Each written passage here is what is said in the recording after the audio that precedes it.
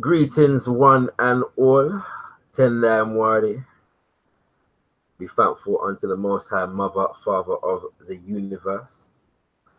Greetings, one and all. Oh, 1 second. Let's make sure that my thing is blocked. Hold on, mute my situation over here. Yeah, Kwazama Makolo, give praises unto our great ancestors, Uncle Justin, their life, prosperity, and health. African power for all African people. Welcome to all those who are in the house right about now. Give me some 9s or some red, black, green in the chat if you can hear me loud and clear. I just want to make sure it sounds like I'm coming through loud and clear still. But you know, yeah, let's make sure. Let's let me know if you can hear me. Yeah, if anybody's locked in right about now. There's about 3 of you apparently at the moment. Let me know if you can hear what I'm saying. Yeah, give me some 9s in the chat or some red, black, green. If I am audible and coming through loud and clear. I just want to make sure before I go any further. All right, some RVG right there. Give thanks to Kaz. I don't know if that's Rudy already, you know, but we're going to say Rudy because we are Yadi, you know what I mean? Rudy don't fear no why. That's it. All right, brothers and sisters. This is a bit of a repeat of previous antics. I am having some problems getting through to the prof. Professor Kwesi Pra. So I'm doing my best to make that happen. What I'm going to do in the meantime, though, is play you a speech from the prof himself, so you can get a vibe for him. And we're going to get into, as soon as I get a hold of him, we're going to get into the conversation. It's an important conversation. Yeah, language is such an important thing, and I've never heard anybody break it down like Professor Kwesi Pra. I met him some years ago when he came into the country for Africa Liberation Day in Birmingham, as hosted by the Pan-African Congress movement. And he breaks down, one, the importance of language to a culture, to any culture, and 2, the importance of language to African culture specifically. 3, kind of dispelling the myths concerning African culture. He does that very, very well. And then 4, we want to look at how we kind of base after dispelling those myths and kind of reconstituting the truth about what African languages are, looking at how we can develop programs for, you know, Africa's forward development in terms of science, in terms of technology, in terms of agriculture, which is a science really, and all of these kinds of things. So as I said, I'm having some difficulties here getting through to the prof. So what I'm going to do is play you the speech where I first heard him speak in Birmingham, a few years ago at Africa Liberation Day. All right. In the meantime, and in the background, I am going to be attempting to get the elder on the line. Okay. I assure you that everything was established and agreed and sent and all kind of different things, but these things do happen sometimes.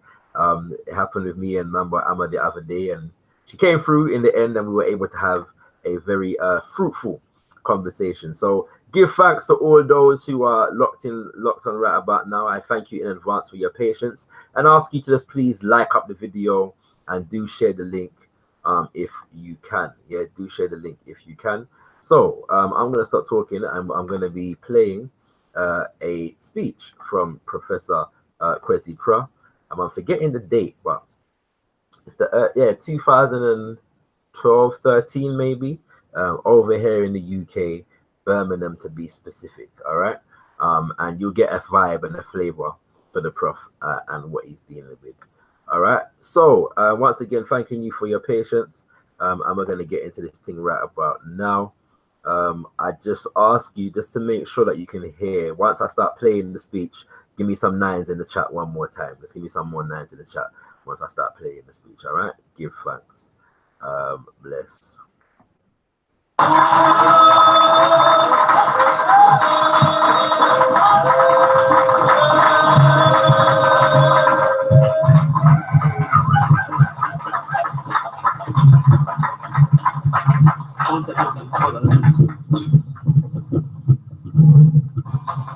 Thank you very much, brothers and sisters.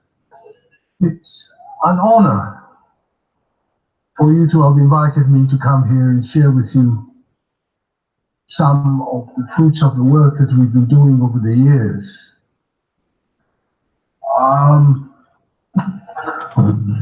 My discussion with you this afternoon, I have titled Language and the Future of Africa. Tomorrow I will talk to you about the route to unity. And I've been working on these things for years. I've lived in 9 countries on the African continent, working in different institutions on the African continent. I have been in the trenches. I've been part of war against apartheid, gun running, and also, this is a long time ago, this is in the 70s. Also, the Sudan. When I left Cambridge, went to the Sudan as a professor in the University of Juba for anthropology and sociology. I was there when the second civil war started.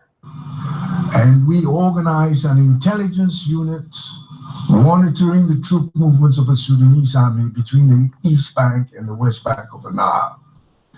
So I've worked also even in Ghana, where I was born. I was 10 years exiled from Ghana. So I have a clear idea of what is going on the ground. Right. And I'm sure, again, we are making progress. It's slow.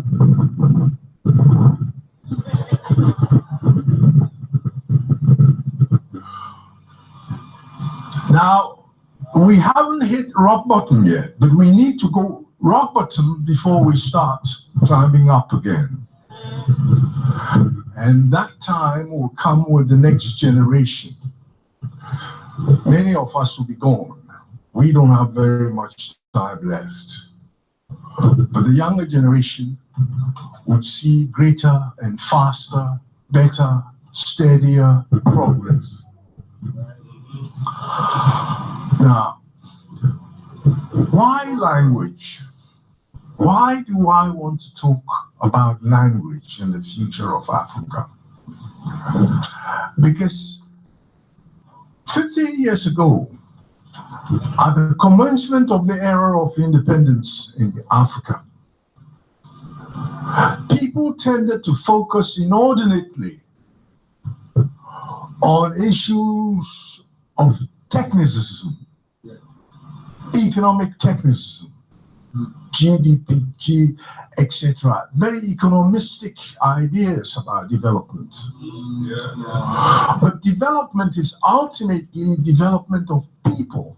It is the empowerment of people as collectives and individuals to have greater control over the circumstances governing their lives and their ability to use these circumstances to the benefit of themselves and the communities in which they live. Now, that is ultimately what it is. It's not just infrastructure, it's not just roads, it's not just bridges, but ultimately the ability of the person as an individual or collective, a person as belonging to a group or as an individual, to be able to lift and uplift him and herself.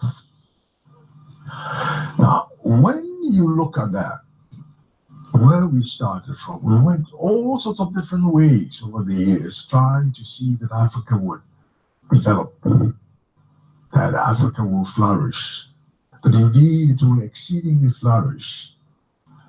But we see that 4 or 5 decades later, we see stagnation and retrogression. Instead of a fast movement forward, we see at best marking time or retrogression. And we have come to the clear conclusion that a large part of the formula and equation we need to be able to move forward is a cultural dimension of transformation. Now, without that appreciation, we won't get very far. Why do I say this? Every human being is ultimately a cultural animal. It is culture which differentiates us from the rest of the animal world. Culture is the definition of Homo sapiens sapiens. Homo sapiens sapiens is a culture-creating animal. And that is the distinction between us and the rest of it. We know for a fact that all human beings started from Africa. We know that Homo sapiens sapiens started from Africa. We know also, therefore, that culture started from Africa. And if culture started from Africa, then language started from Africa.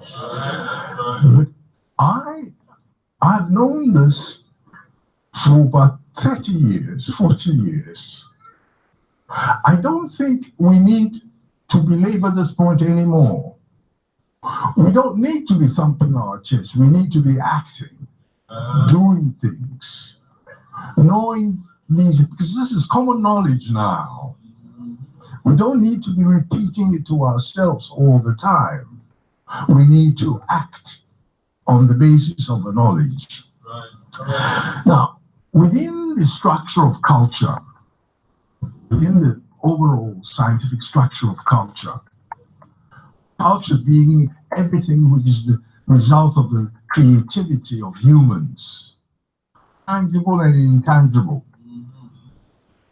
everything we use, but intangible also in the sense of the language we speak, our spirituality, religion, ritual, customs, usages, tastes, values, all of us form the intangible sections of culture, together with the tangible. Furthermore, culture is generationally transferred, it's dynamic, it's ceaselessly changing. It never stops. When culture is static, then the people whose culture it is also cease to be who they are, they become other people. Because humans cannot live without culture. Now, if your culture dies, then it's what you call ethnocide. You become somebody else. You become somebody else. In other words, you don't necessarily have to die physically as a group.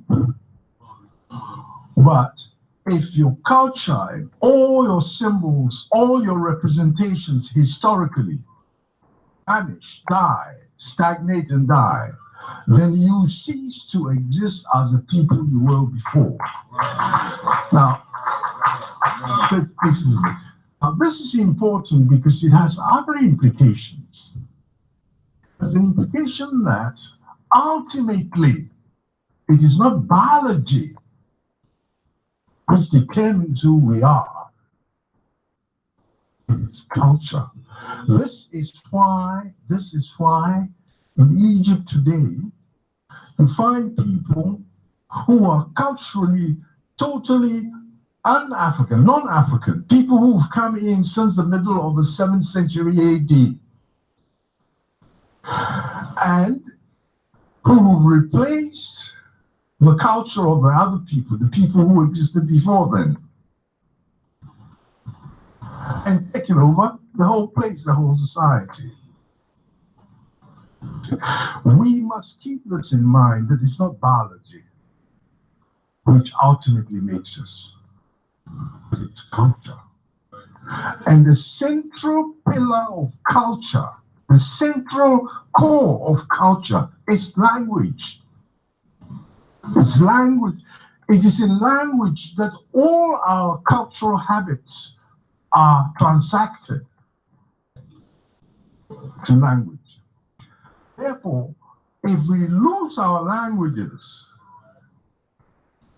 then we become other people. We become the people whose languages we speak.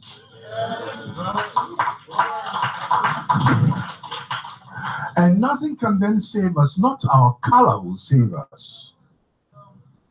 You see, I say that I have said in one of my books, Beyond the Color Line, that our color, in fact, is a blessing. Now, listen to me. Don't just jump to it. It's a blessing. I'll tell you why. Because all the other peoples of humanity, you see, if you look at Jews, Jews range from black to blonde. You look at Arabs, they range from black to blonde. You look at Indians, they from black to very light. You see. But in other words, it's not a color reference for them. Being Jewish or being Arab, so ultimately not a color reference.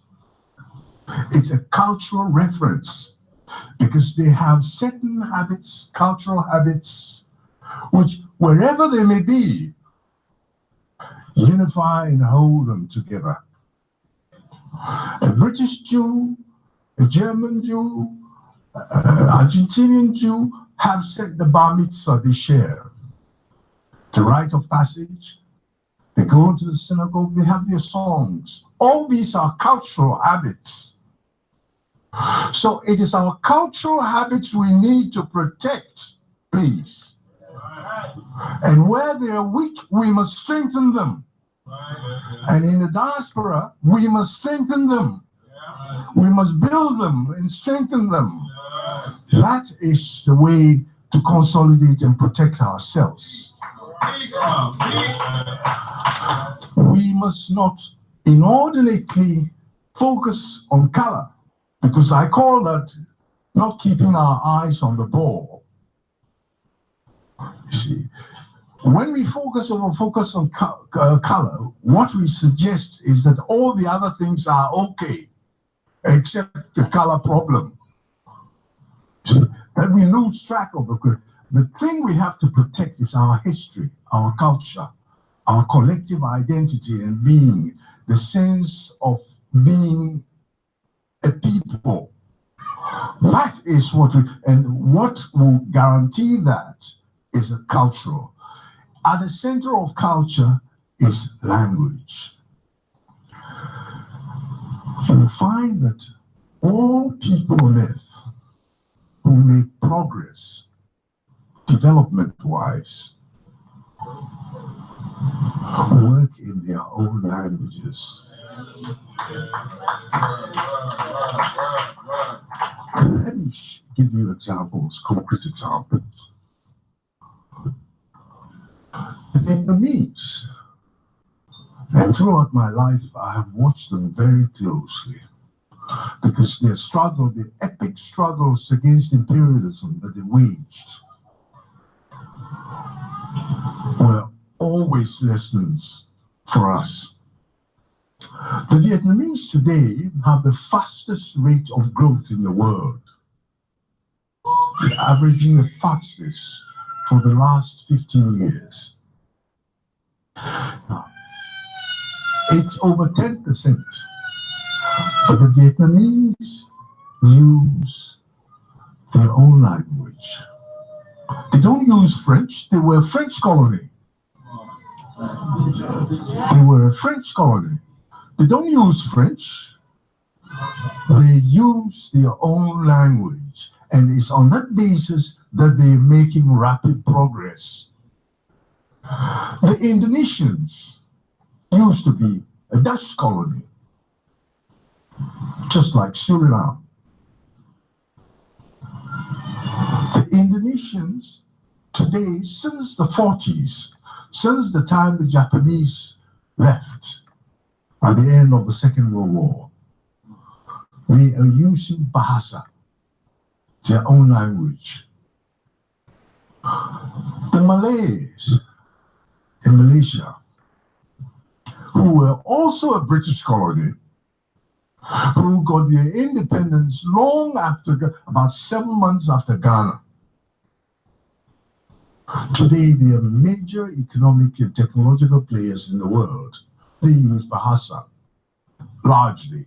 I don't say that you don't learn any other language but your language, but you don't replace the centrality of your language with somebody else's language.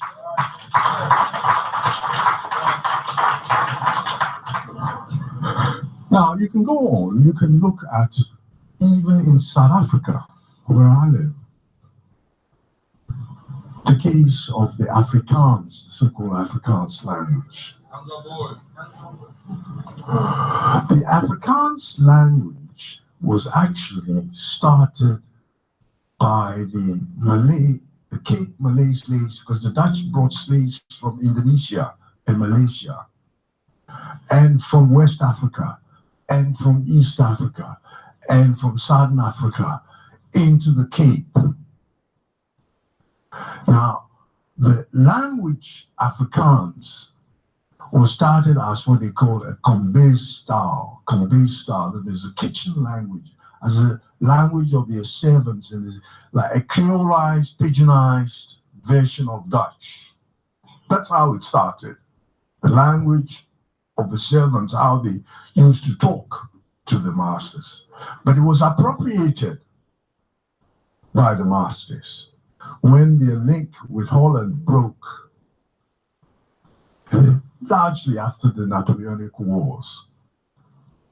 The English under Somerset, Lord Charles Somerset, tried to impose English on the Dutch people, on the Dutch-speaking people. They resisted, right up to Lord Milner. Milner was the last person who tried to bring even English teachers from England to force English on the Dutch. But the Dutch, remember, are white people, just like the English. Now, one of the two foremost Dutch generals, Boer generals, called Steyn, Martinus Steyn, he was the so-called president of the Orange Free State, together with Kruger, who was president of Transvaal in the final years of the 19th century. In 1913, he sent a telegram that was 3 years after the Act of Union in 1910, sent a telegram to the Taalfeest, they call it, this is language festival, Afrikaans language festival in 1913 in Cape Town. And he said, and because I speak Dutch also, so I understand Afrikaans and so on. I studied in Holland many years. He says, de taal van de onderdrukker, in de mond van de onderdrukte is een taal van slaven. The language of the conqueror in the mouth of the conquered is a language of slaves. Come on. This is a Dutch white world leader, general, talking about the language of another white group. It's not about color. It's not about color. He's talking about culture. And if you read the diaries and the writings of the Boer leaders in the whole period around the Anglo-Boer War, they were fighting about their culture, the preservation of their culture. That was what for them was the most important thing. Now, I keep saying, I've been writing a series of articles now, keeping our eyes on the ball. which I'm stressing this, that please let us not, it's important for us to know that in racist societies we have to fight racism. But when we make racism the ultimate fight, then we lose track of the real fight, which is our preservation culturally. Our preservation culturally, because as I told you, you can't tell the difference between a Japanese and a Chinese or a Korean, and yet they've been at each other's throats for centuries. Japanese colonizing Koreans, there's no difference between forcing their ladies to become prostitutes for their soldiers and so on, butchering Chinese in Shanghai. Japanese did millions, making reference to them as subhuman types, and yet they look identical. So every time, our situation is such that everywhere we've lived with the white persons, they've used our color as instruments of oppression.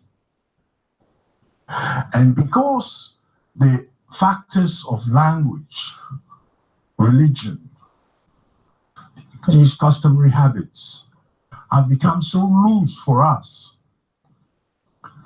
they are able to push us in different directions.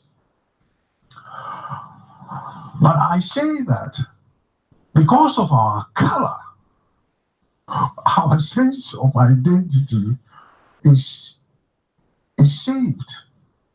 That's why I say it's a blessing.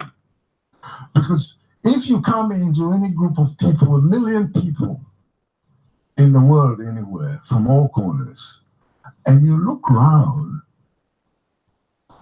500 meters, 600 meters, you will pick out people of African descent without trouble.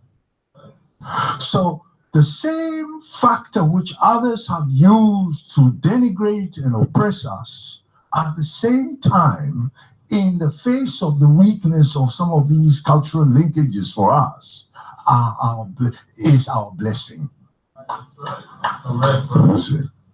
But please, let's not overwork it, overdo it, and make it the end in itself, because it's not the end in itself. Very soon there will be times when some of us will be very light. And yet, if we maintain the cultural bonds, then it doesn't matter, we are still the same people. And let us not drift into the situation of you are not as dark as my mother, therefore you are not. That's all nonsense, because that's what comes out of the over-focus on color. You see, when we should be focusing more on our history and our culture, which hold us together.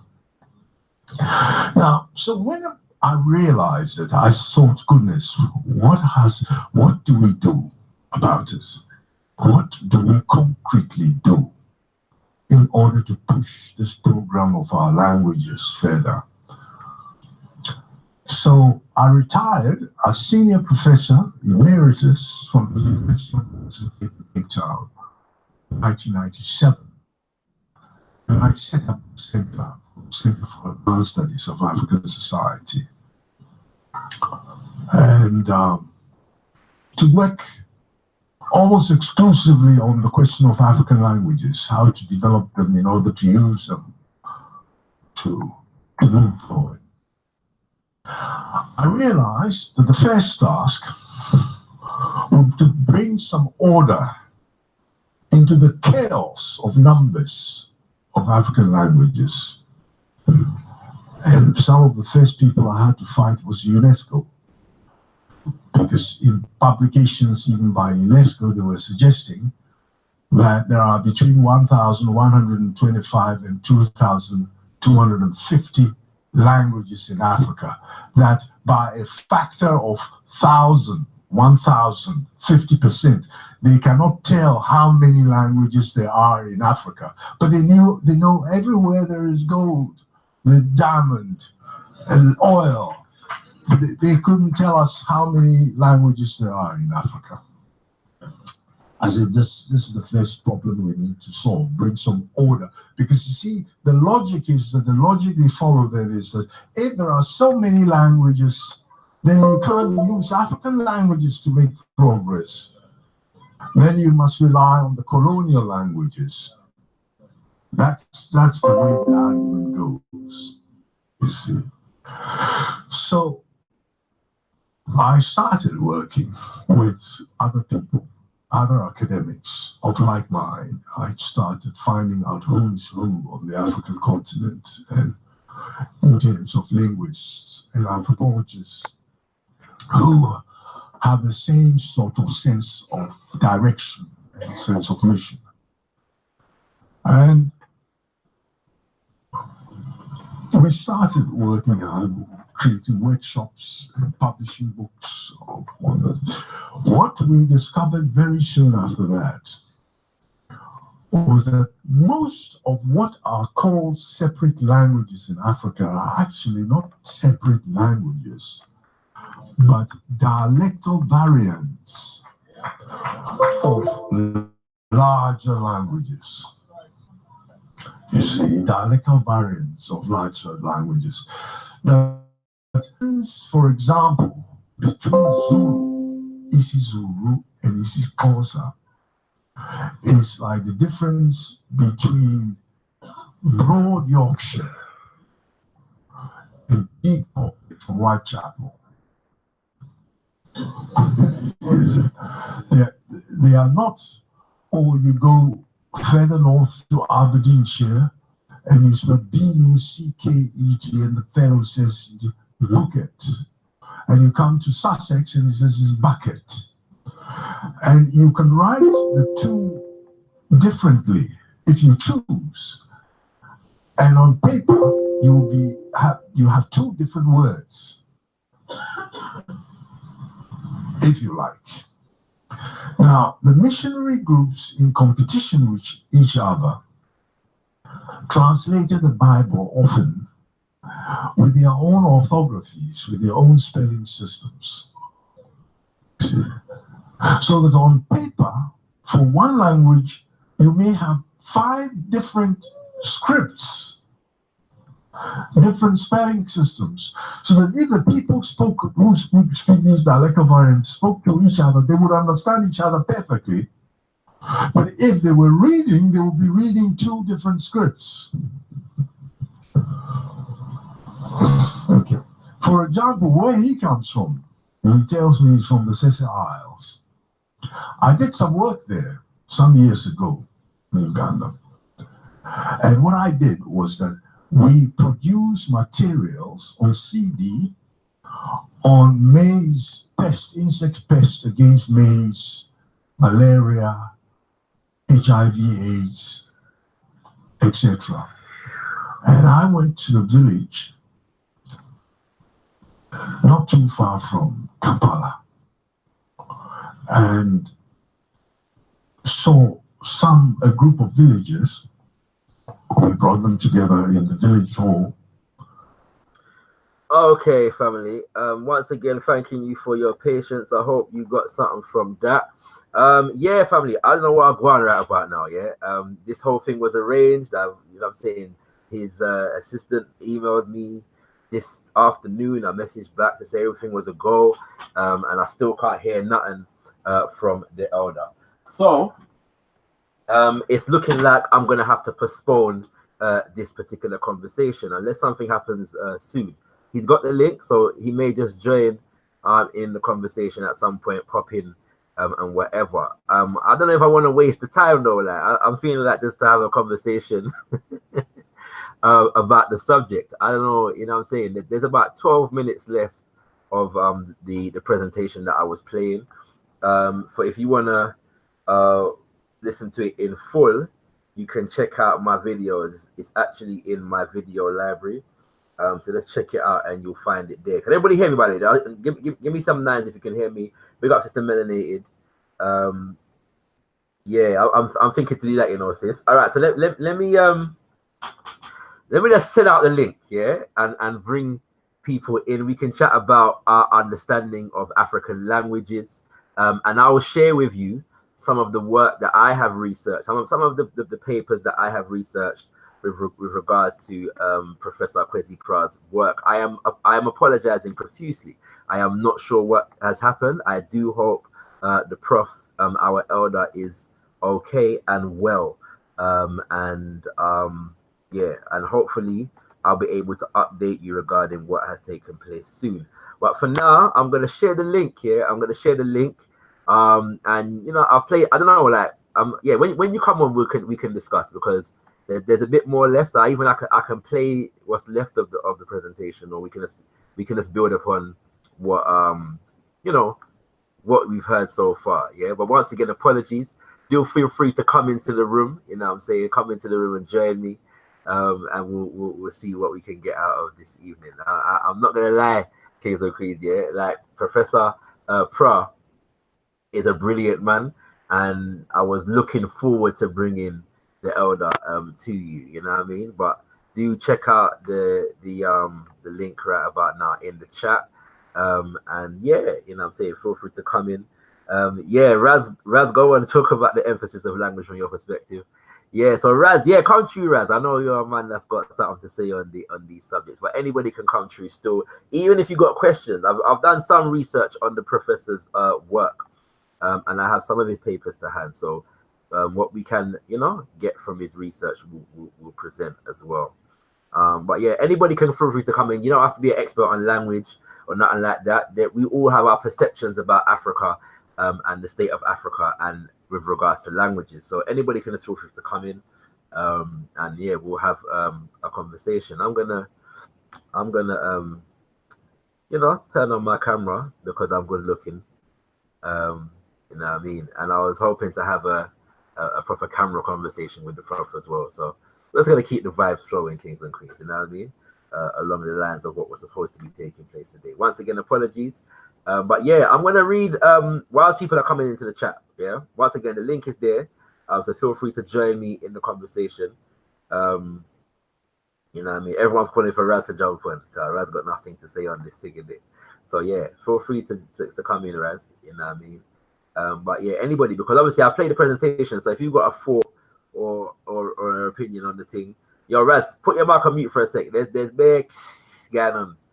You get me? I don't know what that is. Big up to E Black. There's a lot of feedback going on here, boy. I don't know what that is. No, everyone's mic is muted. It's still coming through. That's mad. That is mad. Yeah, that's crazy. Maybe it's not.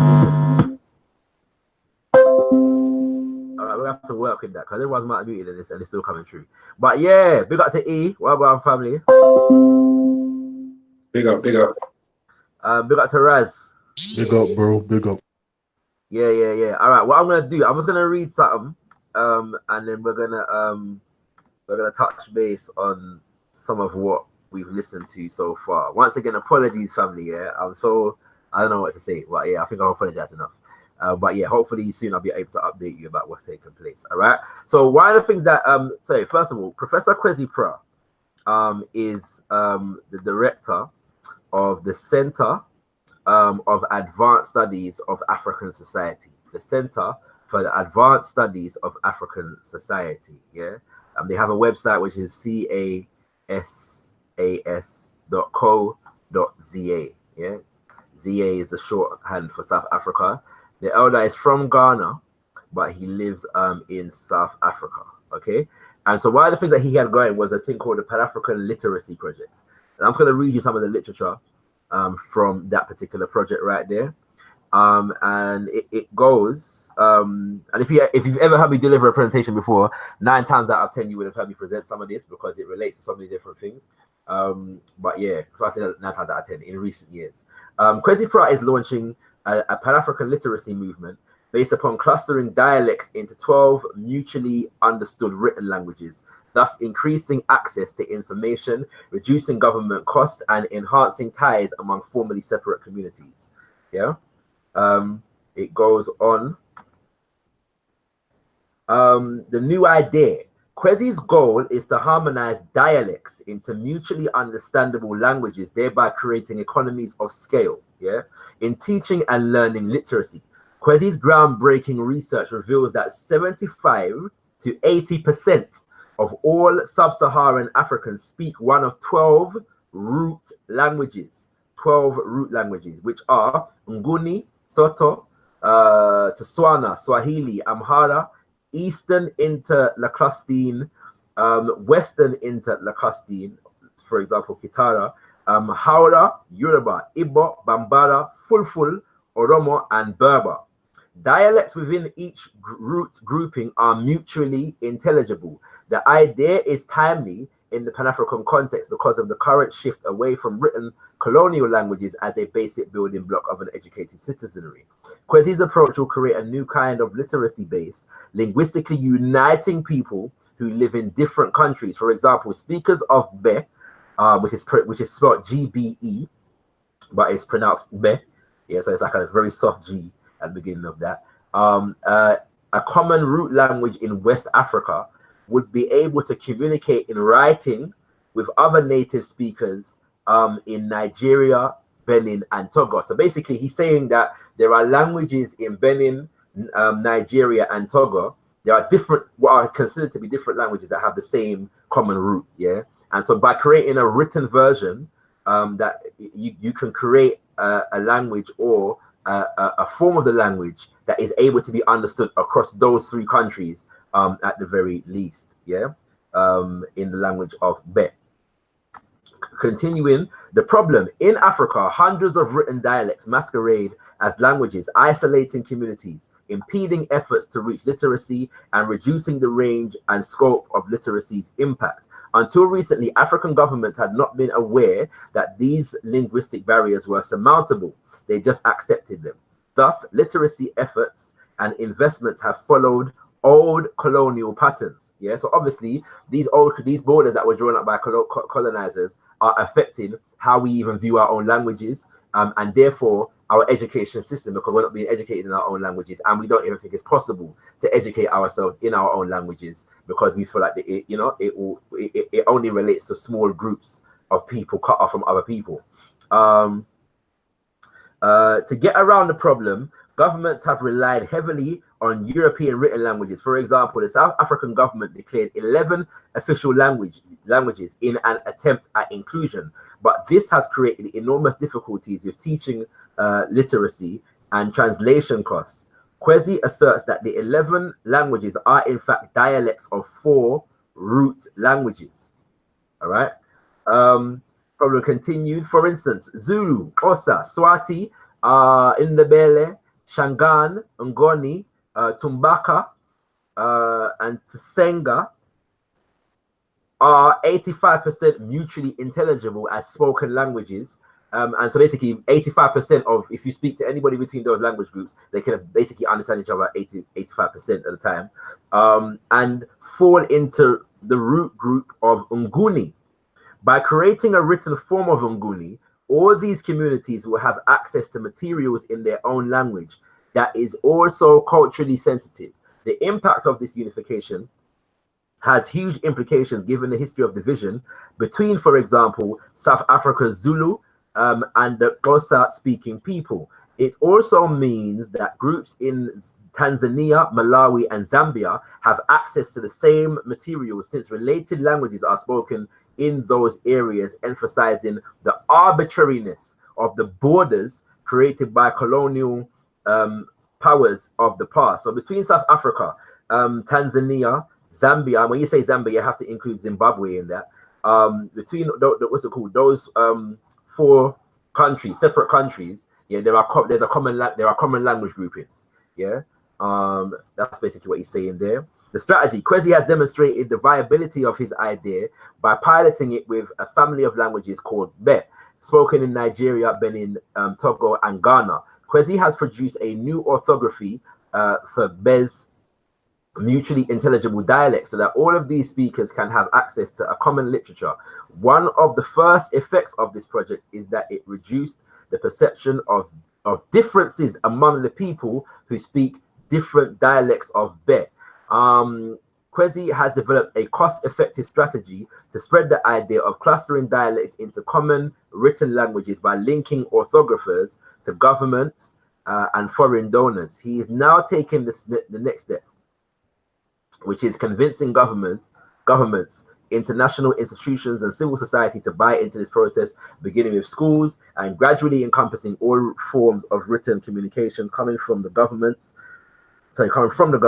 South Africa is already producing literacy training materials on HIV/AIDS, human rights, self-fertility, water, sanitation, and agriculture.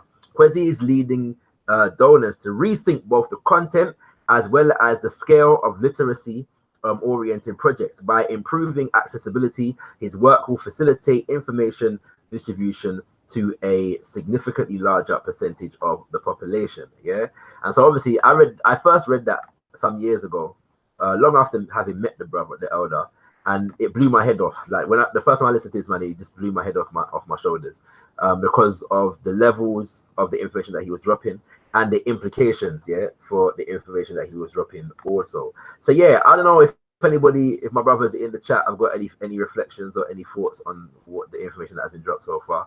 Feel free to unmute and talk. Yeah, man. I kind of agree and I kind of disagree with the whole perspective.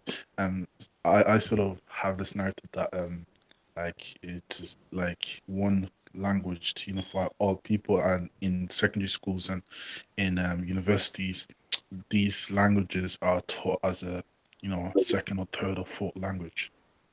If you get what I'm saying. Like, no, I don't. Wait, come again. Like, like okay, so you talked about like basically the groups, like you put them in categories and you teach them like that as a nation type of thing, right? Mm-hmm. And I'm saying that like I feel like we sort of need a language to unify all of us, yeah. And then on a secondary thing, in like secondary schools and universities and in polytechnics, they could teach like just like you're taught French and German and secondary school and that, they can pick these languages up, but as a commonality, because people in the West will not be able to communicate with people in the East if their only communication is just their group. If you get what I mean. Yeah, I hear you. Like if Southern Africa right now, South Africa, Zimbabwe, Zambia are all unified under one language, that language is kind of distinctly different to the West African ones, although they have similarities. Is it a problem? So let's say, for example, for the time being, if the first stage was getting those groups to be able to speak a common language, and then for the sake of if they have to communicate with another part of the continent, they will speak English. Is that a problem? We're trying to minimize the influence of these Westerners in our lives. Yeah, right? Yeah, but it's a process, isn't it? So I'm saying that it's like sorry. No, the issue that you're throwing up is the fact that if they did that, then they wouldn't be able to speak to people in another part of Africa. No, not just that. Like if we're trying to create like a African state, like all of like sub-Saharan Africa as a unified block of trade and stuff, it would be to our advantage to have like a language like English, not English itself, but an African language being the main language of transaction.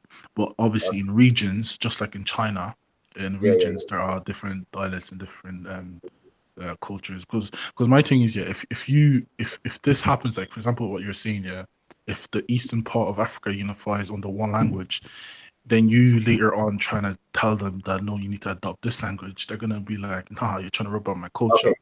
So what you're saying is gonna be harder. Is that the umbrella language or the common language of trade should be found first, and then we go into the thing about but also developing in the secondary school, also allowing the option of learning that language. Yeah, I hear that. It sounds like this book by the name of Black Africa: The Economic and Cultural Basis for a Federated State, by Sheikh Anta Diop. He's suggesting something similar. Yeah.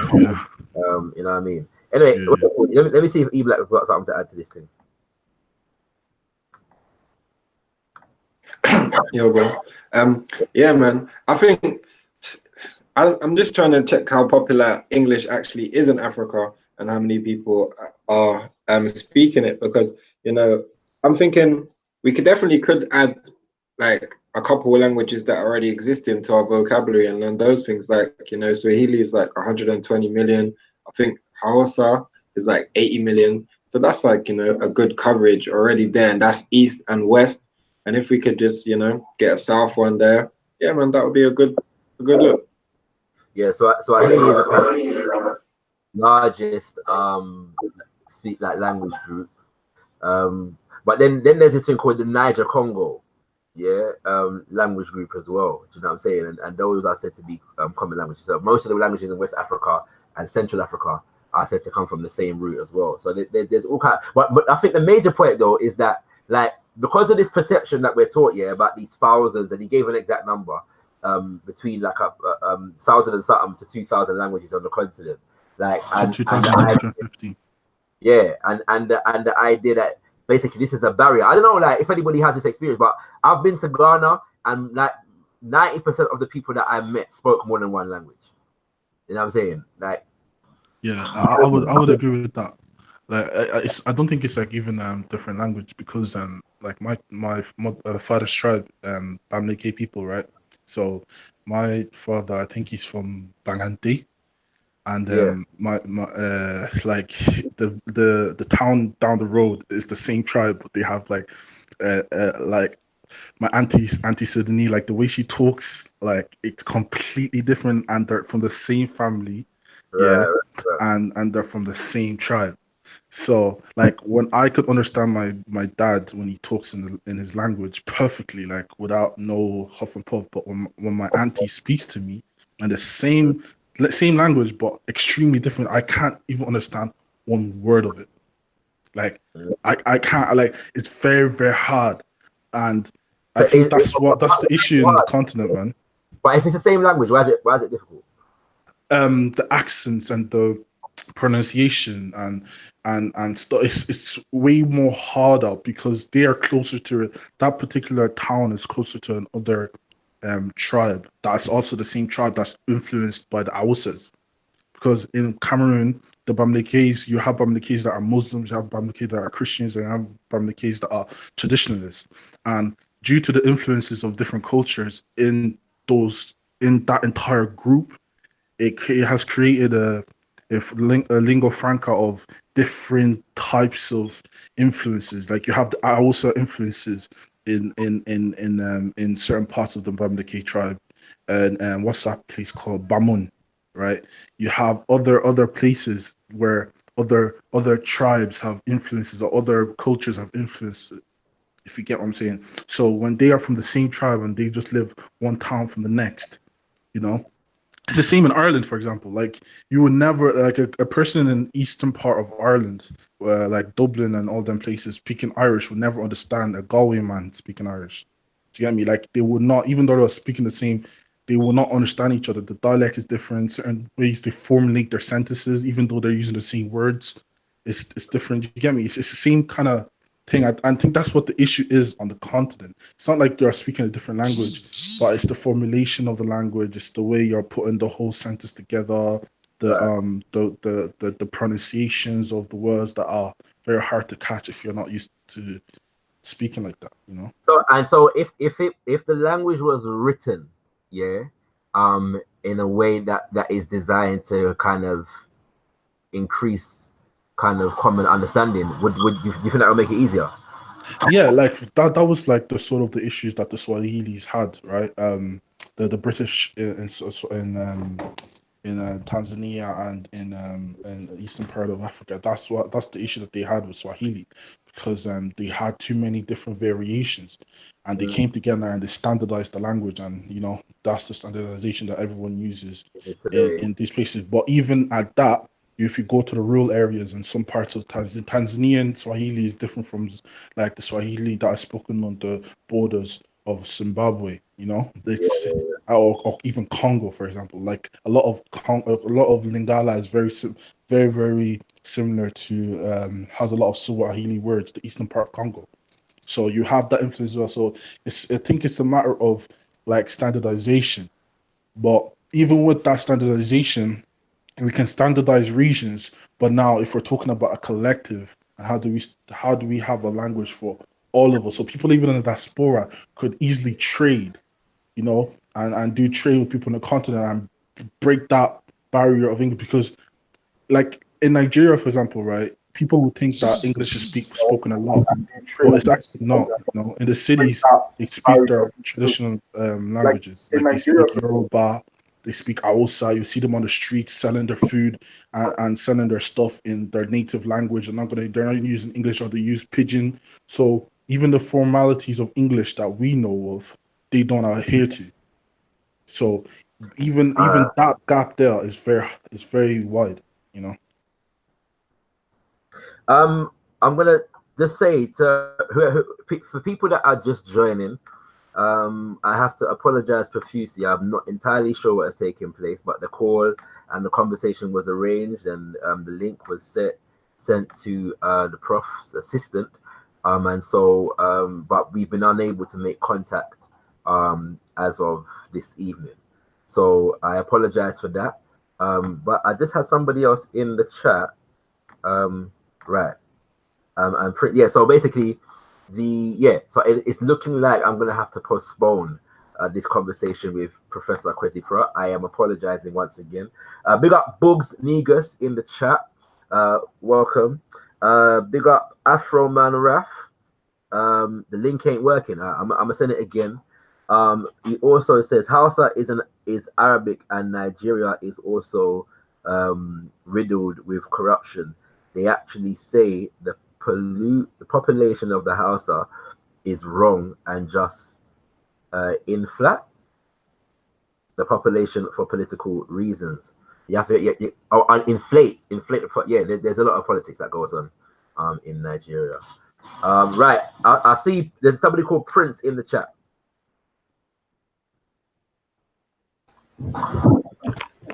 Yeah, greetings.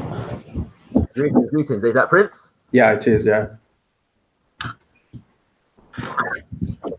Yes, it is. Greetings, sir. What's your contribution? Oh, I'd just like to say, with regards to the language, I think there's like, if you look at it in depth, if you really look at it in depth, there is some similarities that you might not necessarily find when like people speak to you, because obviously the way people speak and the way they might structure the words and the sentences. So if they talk to you in a way that you're not used to, then you might not understand what they're saying. But the fundamentals of the language will be similar, because I hear a lot of people in Uganda, they say they watch Shona programs because they can understand it, but they're all the way in Uganda. There's people in the Congo, like the Bakongo, they understand Shona, they'll sit there and watch it. But because there's not a lot of written literature that sort of goes both ways between the different places, people think that they're in isolation and their language are different. But when you actually do study it, or like now with social media, you go to different places, especially like people from Uganda, they say the only thing they don't understand about Shona is because we use Zs, like Zs in the alphabet, which they don't when they speak Luganda. Okay. I'm assuming that you're from Zim. Yes. So you're Shona. Yes. And so tell me this: is it common knowledge in Zim that, for example, there's a relationship between Ndebele and Shona? There's not like a common link between Shona and Ndebele. There is a link though between Zulu and Ndebele, because people who are Ndebele were part of the Zulu nation. It's Nguni, so it's Nguni. Yes. So to the effect that the Ndebeles, they use they use L's, but Shona does not use L's. Right. So they don't use R's, so we sort of use L instead of R's, kind of thing. So anything they want to say with an L, we change it and put an R in it. Yeah. Interesting, interesting. Go. Say, would you say something more? So yeah, it's just that thing where the people in the Bakongo, people who speak Kinyarwanda as well, people places like Rwanda, they will speak Shona, but they would put L's Right. in their version, which I would, when I hear him, I think they're speaking Shona, but obviously they call it something different. Okay. Okay. So as far as your experience of Southern Africa, because obviously one of the things that Crazy Pro was talking about was the existence of colonial borders and how they split up peoples. Yeah. Yeah. How well do peoples of the same groups relate across the borders? I think for the most part they relate well, because obviously with colonialism and all of that, and they all had to fight. There was that whole Pan-Africanism, especially let's say with Zimbabwe and Mozambique. And before like colonialism, a big part of that area was part of the Mutapa Kingdom. So there's people who even speak Shona in Mozambique, but because of colonial borders and all of that. So this is what the colonial borders did. People who sort of were from the same tribe or who spoke the same language, they ended up on different sides of the border simply because that's where someone decided the border had to go. My actual question, Shaka.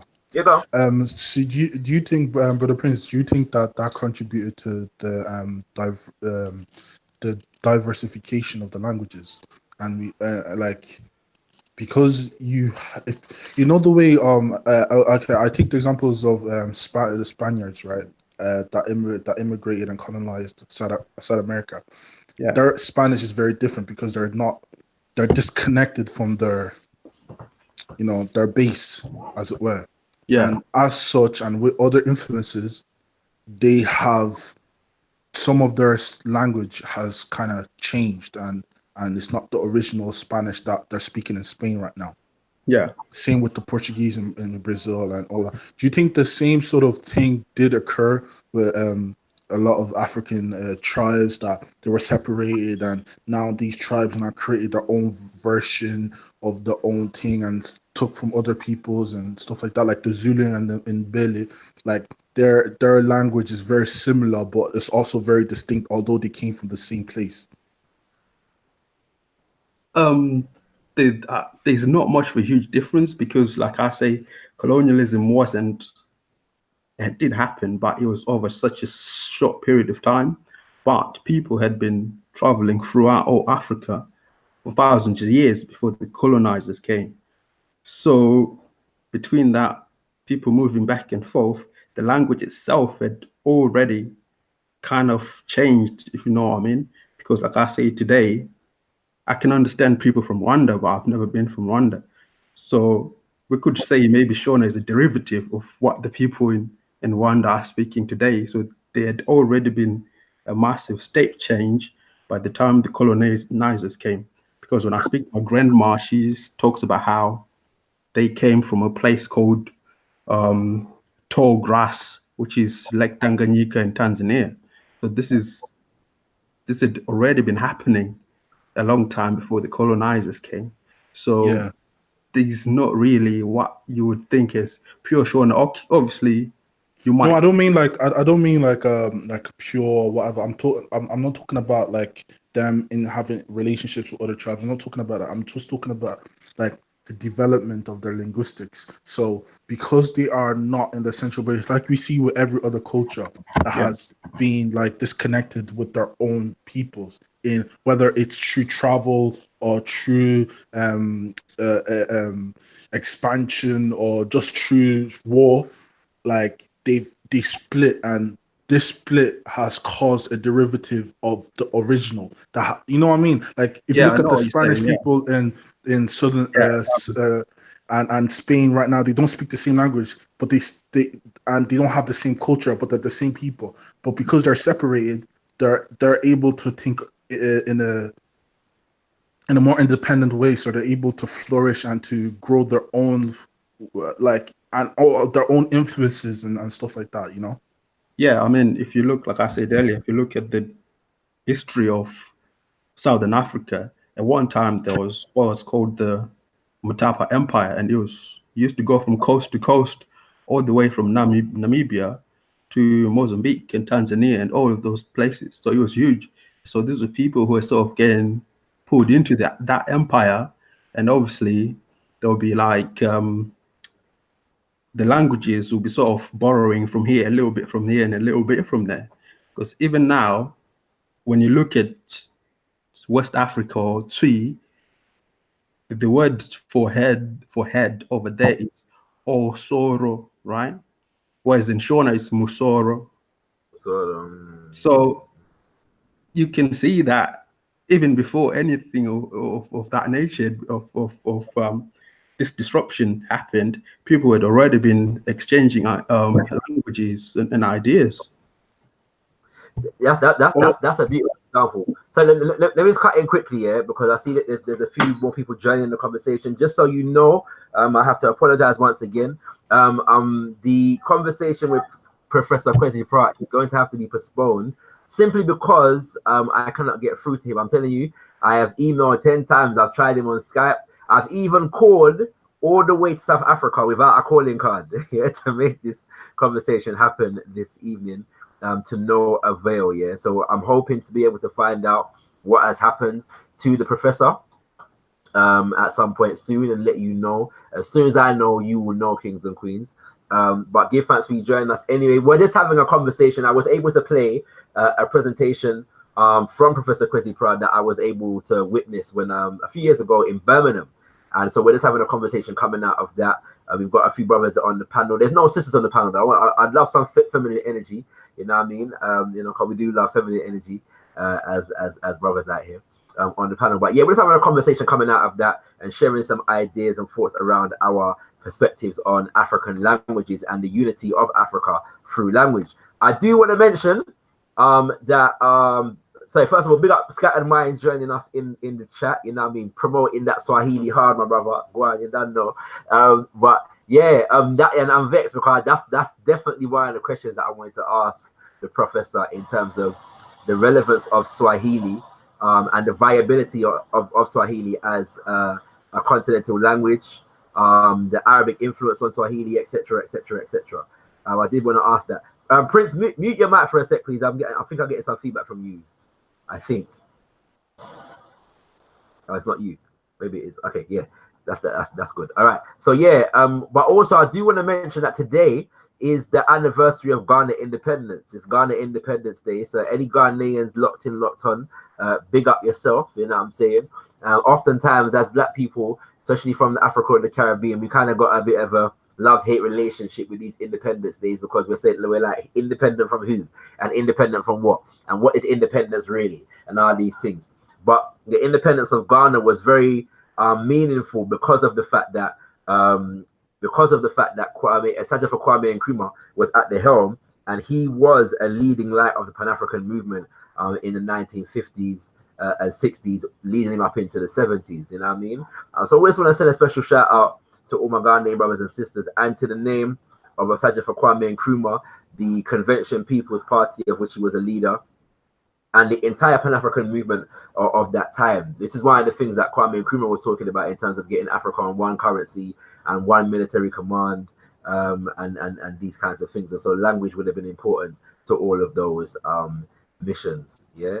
The link has been shared in the chat. I'm going to share it again for anybody who wants to join the conversation. Feel free. We're just having a conversation. If anybody wants to check out the presentation from Professor Kwesi Pratt, it's actually in my videos. Yeah, it's about 45 minutes long, so you can check that. And yes, thank you, Sister Melanated. What's it called? Do subscribe to Got Kush TV. Yeah, just YouTube Got Kush TV and subscribe to there, and also subscribe to Shakara Speaks if you so wish. I'm sharing the link once again for those who want to come through and join the conversation. We're just having a random conversation right about now about African languages, African unity, Pan-Africanism, and these kinds of things. So feel free to come through in spite of the fact that Professor Kwesi Pratt has not been able to join us. We're going to make the most of the time, you know what I mean? And choose some love or no, you know what I mean? It's a blessing to be able to interact with Uno, you know what I mean? So it's just that, kings and queens. But yeah, so I'd like to open the conversation in light of the fact that it is Ghana independence to the subject of independence, yeah, and development on the continent and and throughout the Caribbean in general. What does independence actually mean? You know what I'm saying? When is Cameroon independence? Raz?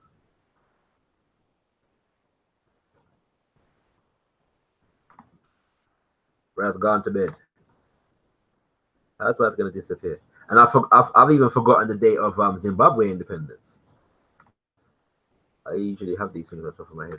Yeah, April. April the what? Sorry, what did you say? I was asking you when Cameroon's independence is. Oh, yo. I think it's like you're falling out at that first hurdle, bro. What's that about, my G? yo, listen. I think it's the 20th of May, 1960. I don't even know, man. Oh shit, this is embarrassing. I'm out here questioning your Cameroon credentials right now, you know. Still, Listen, bro, come on. Man didn't even say 1 second and do a quick Google and that. You get me? Honesty is best policy, bro. Come on. I hear you. Yeah, Zimbabwe is April 1980. I do remember the year. But Cameroon. Let's see when Cameroon's independence is. Cameroon's independence. Hold on. Independence. Yeah, I remember the year. It's 1960. October the 1st. October. No, January the 1st. January the 1st, 1960. Oh, okay. January 1960. Yeah. You get me? Yeah, many African nations. Yeah, because. Go ahead, bro. Hello. Yeah, go on. Yeah, like I was saying, yeah. Cameroon today wasn't the Cameroon that was freed in 1960. Because the French speaking and the Southern Cameroon that was owned by the British, right. British into a federal state. Yeah. And I think that happened. It happened in the late 60s. So we became a nation, like in the late 60s, middle 60s. You know. Yeah. Both wars were fought. 1966. 1966. Yeah. So, you know that the nation of Cameroon was born in 1966. Yes. Because it was first, I think it was called first when we got the French part got the independence. It was called La République Camerounaise, and when Southern joined, it was the Federal Republic of Cameroon, I think. But today, Cameroon is a French-speaking nation, right? Oh, today it's supposed to be fair and square, like it's supposed to be English, but it's supposed to be bilingual officially. So, you know, there's certain pagans in office that have been in office since 1982. So, you know, it's not a good look for man still. But at the same time, we were for a long time the most peaceful nation in Africa. So what are the indigenous languages? Whoa, but there's so many, man. There's Hausas, Fulani, there's Bamileke, Bamenda. There's too many to count, man. Too many legends to mention. All right. Beautiful. It's good to learn these things, you know what I'm saying? Yeah, trust me. I know these things. Witness, greetings, Witness. Good evening, everybody. Good evening. Are you just joining us? Yes, I just joined. Okay, so let me repeat my disclaimer. The professor seems to have disappeared. We've been unable to connect with him for the purpose of the chat. So we're just having I was able to play a presentation from him. And so we're just having a conversation coming out of the presentation. And today is also Ghana independence. So we're just looking at just general Pan-African issues, really, the importance of independence, whether it's important or not, and languages in Africa. So, Witness. You cracked up for a few seconds, so I missed what you said. Oh, I was just saying that we're having just a general conversation about languages in African unity, and because it's Ghana independence, we're throwing kind of the relevance or significance of independence into the mix as well. Yeah. So yeah, but you're Yoruba, right? Yes, I'm Yoruba. Yep. Is there a common understanding in Nigeria of Yoruba's relationship with other languages on the continent or in Nigeria? That's an interesting question. I guess that question would relate more to the people to the west of Nigeria. So Nigeria, so that's the southwest. So those who are on the border with the country of Benin, perhaps there they would have a linguistic similarity in the way they communicate with each other. But yeah, so I would have to look at the tribes that are in Benin on the border of the east, because it's close to Nigeria. So perhaps there they would have some kind of similarity, and they would be able to bond with each other linguistically. So, but as it stands, you're not particularly aware of any links or between Yoruba and another language. Oh, links between, well, most of the languages in Africa are usually an amalgamation of languages. So Yoruba itself would have probably been an amalgamation of different tribal languages from trade and from migration.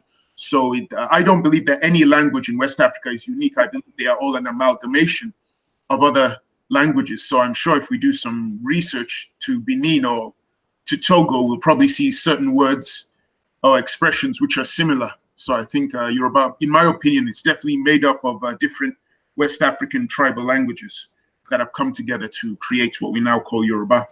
So if I was to ask you, how difficult would it be in Nigeria to elevate one of the indigenous languages to the language of instruction, i.e. the language that is used to teach in schools?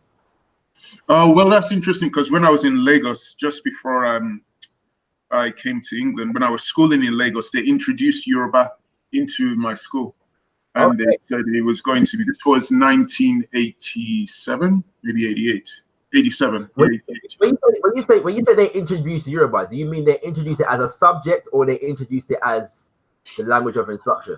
So are they teaching maths and science in Yoruba? No. To do that, you would have to be in the Yoruba states. Actually, Lagos is a Yoruba state as well, but because it's a mainstream state, back then Lagos was still a capital. They hadn't moved it to Abuja. So the classes were conducted in the English language, but you would then have a Yoruba class, which was introduced. But there were some parts of Lagos where they were speaking and teaching in Yoruba.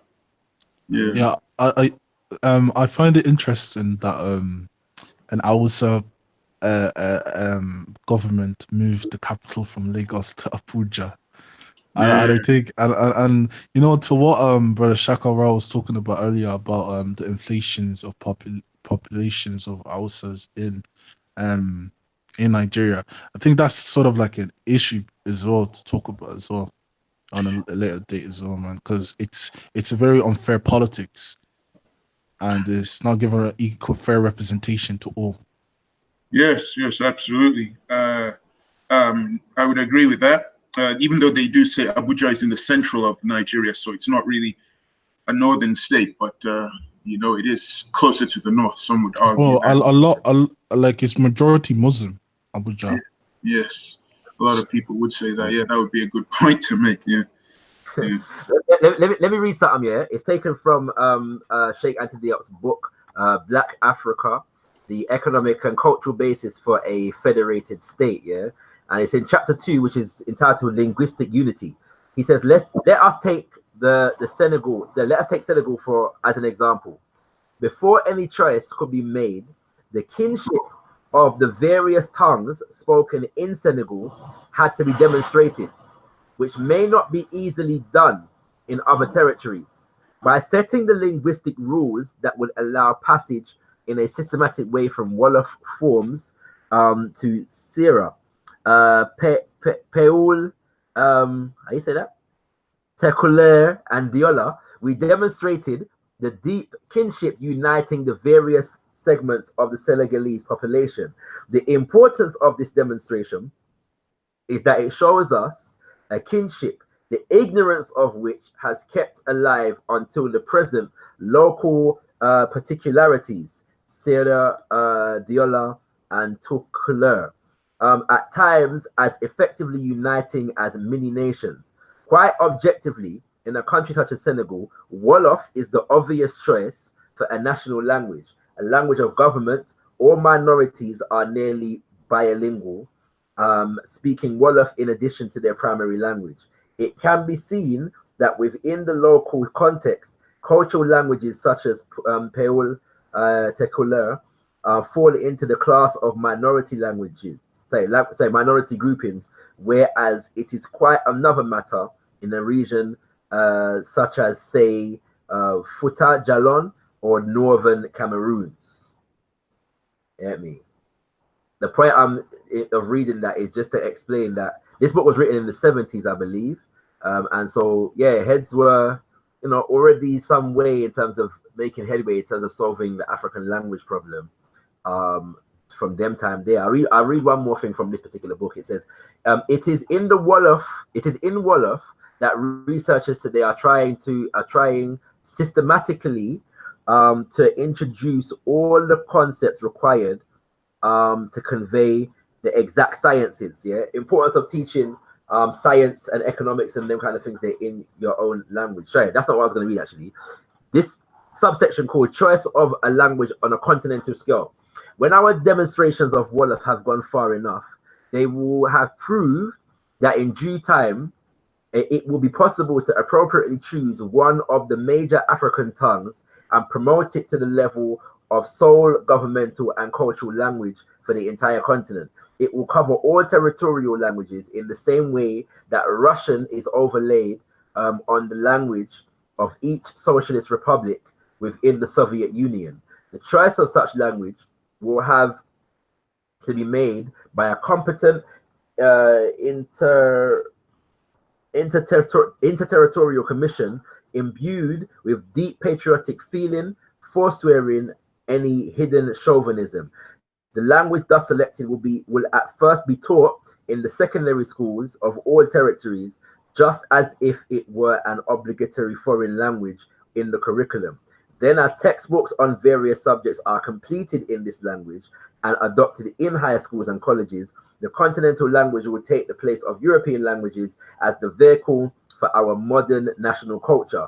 European languages will not disappear from our schools, but will progressively drop back to the position of elective foreign languages learned on a secondary school level. A citizen of any given territory will be obliged to speak fluently the continental language while still being able to get secondary and even higher education in a territorial language. Yeah. Any reflections on that? You know what I mean? Taken from Sheikh Anta Diop's great and illuminating book, Black Africa, the economic and cultural basis for a federated state. But I think that kind of relates to what you were saying before, Raz. Yeah, it does, man.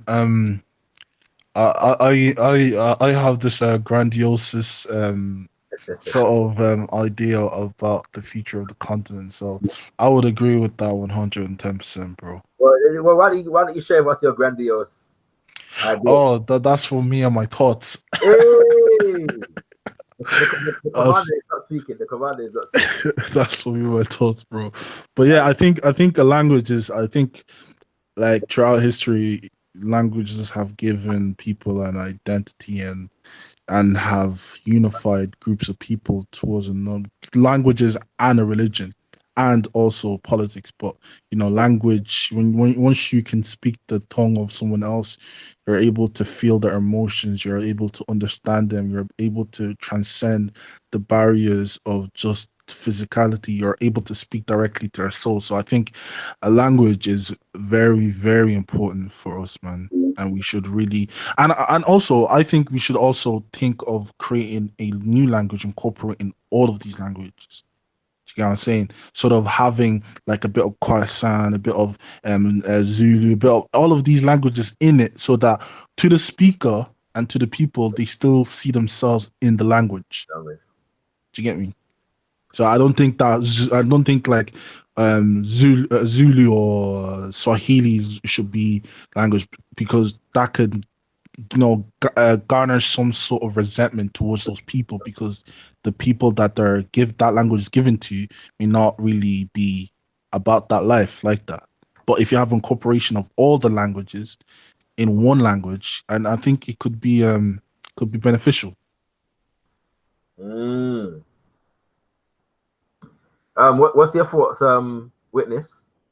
And I think there's too many divisional problems in most African countries, and in a country like Nigeria, which is so populous, there's so many tribal divisions that trying to select one language that all Nigerians would agree to, I think that would be incredibly difficult. Most Nigerians can't even vote effectively because of the corruption and the violence which takes place. So for Nigerians to select one language that they would all agree on, I don't know. Yeah, go on, Raz. I think, like, this might sound crazy, but I think that Nigeria is going to be the last country to fall to the hands of this Pan-Africanist government, because I do feel like Nigerians have like a very patriotic sense to them and a patriotic identity to them already, and they have gone through, genocide in the 70s, war, constant war, and I think that has given them strength to bind together and to not separate. So I think that really and surely, like, if this whole thing would be a reality, I think Nigeria will be, and the northern states will be the people to say, nah, boy, we're not joining your thing. And I think there's other ways to deal with such such countries. Witness, do you think at the beginning of the quote that I read, Diop was saying basically one of the ways that they did it in Senegal was to demonstrate the cultural linkages, and the commonalities between the groups, partly using their language. Do you think that's possible in Nigeria? I'd like to believe that anything's possible, but geographically, geopolitically, I mean, Nigeria is much bigger than Senegal and much more populous than the population in Senegal. So, and plus, we look at the geopolitical history, the violence that has been done on a tribal basis in Nigeria. I mean, we're in the 21st century, and the wounds still have not healed, especially in the southeast. And some would say, quite rightly, that a lot of tribes, Igbo, or even smaller northern tribes that have been overlooked, yes, take a hard time to convince them, because naturally most tribes would be suspicious. Which language are you going to make the language that we all have to speak? Is it going to be that tribe's language? Is this another form of suppressing us because we're smaller? So I don't know. It's going to be harder. I think.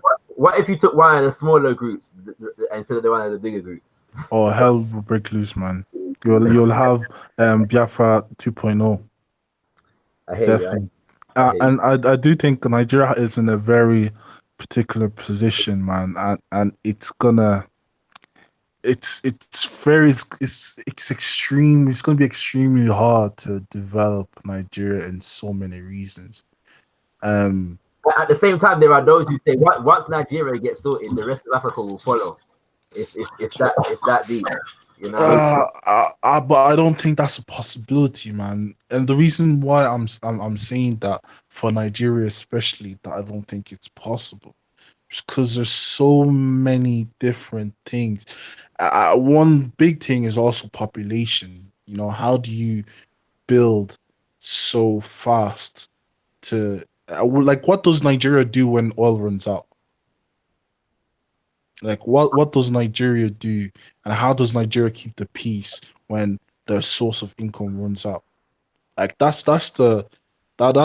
one, because what's keeping them in Nigeria in check, so to say, is is the fact that they have money to spend on reinforcing the police and all of that. Yeah. Imagine all of that runs out. No finance to finance policemen, the military. It's gonna be anarchy. It's gonna be complete madness. Absolute chaos, man. Like, even look at the 70s when there was war going on in the 70s. Yoruba people were still going to school. Like, millions and millions of people were dying, and certain groups were still going about their business like nothing's happening. So it's such a it's super complicated, man. E, you wanna chime in here? I've been quiet for a bit. Mr. E Black. Feel free if you've got something to say. Yeah, bro. Man, this language thing, I'm just more on a absorbing thing, you know, bro. Yeah, same. But my thing, because one of the things, yeah, I think I was saying on somebody else's chat the other day. I can't remember whose it was. It was either scattered or constructive convos. By the way, let me just do that for a sec, yeah. Can heads, E, I beg you to post the link to constructive convos in the chat, yeah. Yeah. All right, and people subscribe to Constructive Convos if you have not done so already. You know what I'm saying? Every Monday there's a show, you know what I'm saying, for Constructive Convos. So you know you want to check that out, you know what I'm saying? Make sure you check it out. Constructive Convos family, you get me? But yeah, last time we were discussing Amos Wilson and the idea of being possessed by the European spirit. Prior to that, we were discussing whether we should allow the trappers to contribute to the Black liberation struggle. And yeah, all kinds of different things. So a myriad of conversations. And as Melanated Goddess says, constructive convos is where we keep it blackety black. I mean, so yeah, we're keeping it blackety black, kings and queens, and I'm saying on constructive convos. So check it out. And also, subscribe. All right. So E Black has posted the link to the channel, yeah, in the chat right about now. Check it out and subscribe. Also subscribe to Scattered Minds. Scattered Minds is in the chat. Scattered, if you're still there, post the link to your channel as well. Scattered Minds, mostly Tuesday. Scattered Minds is live, isn't it? 7 p.m. on a Tuesday evening. You'll find Scattered. You know what I'm saying? And I'll let you know my next conversation. Either next week or the following week. I'm going to be speaking to Sister Shakina Chinedu and Brother Obadele Kambon. They are two Africans from the diaspora. One from the UK, the other from the United States of America, who have repatriated to Africa. So we're going to be having a conversation with the two of them about the science and the experience of repatriation. You know what I mean? And you know how these things go, how they went about the process, and the pros, cons, the challenges, the joys of repatriating to the African continent. Yeah, so do stay tuned for that. I'll be sharing the date with you very soon, and we'll be getting into, you know what I mean, that conversation right there. Yeah. For those who are just joining us, we're postponing the conversation with Professor Kwesi Pra because we've been unable to link with him for the purposes of this chat. All right. So apologies for that once again. If you do want to hear a presentation from Kwesi Pra, you can check my video uploads, and there's a presentation right there. Okay, but very, very brilliant elder. You can check him out, you know what I mean, and get more information on the language thing. Yeah.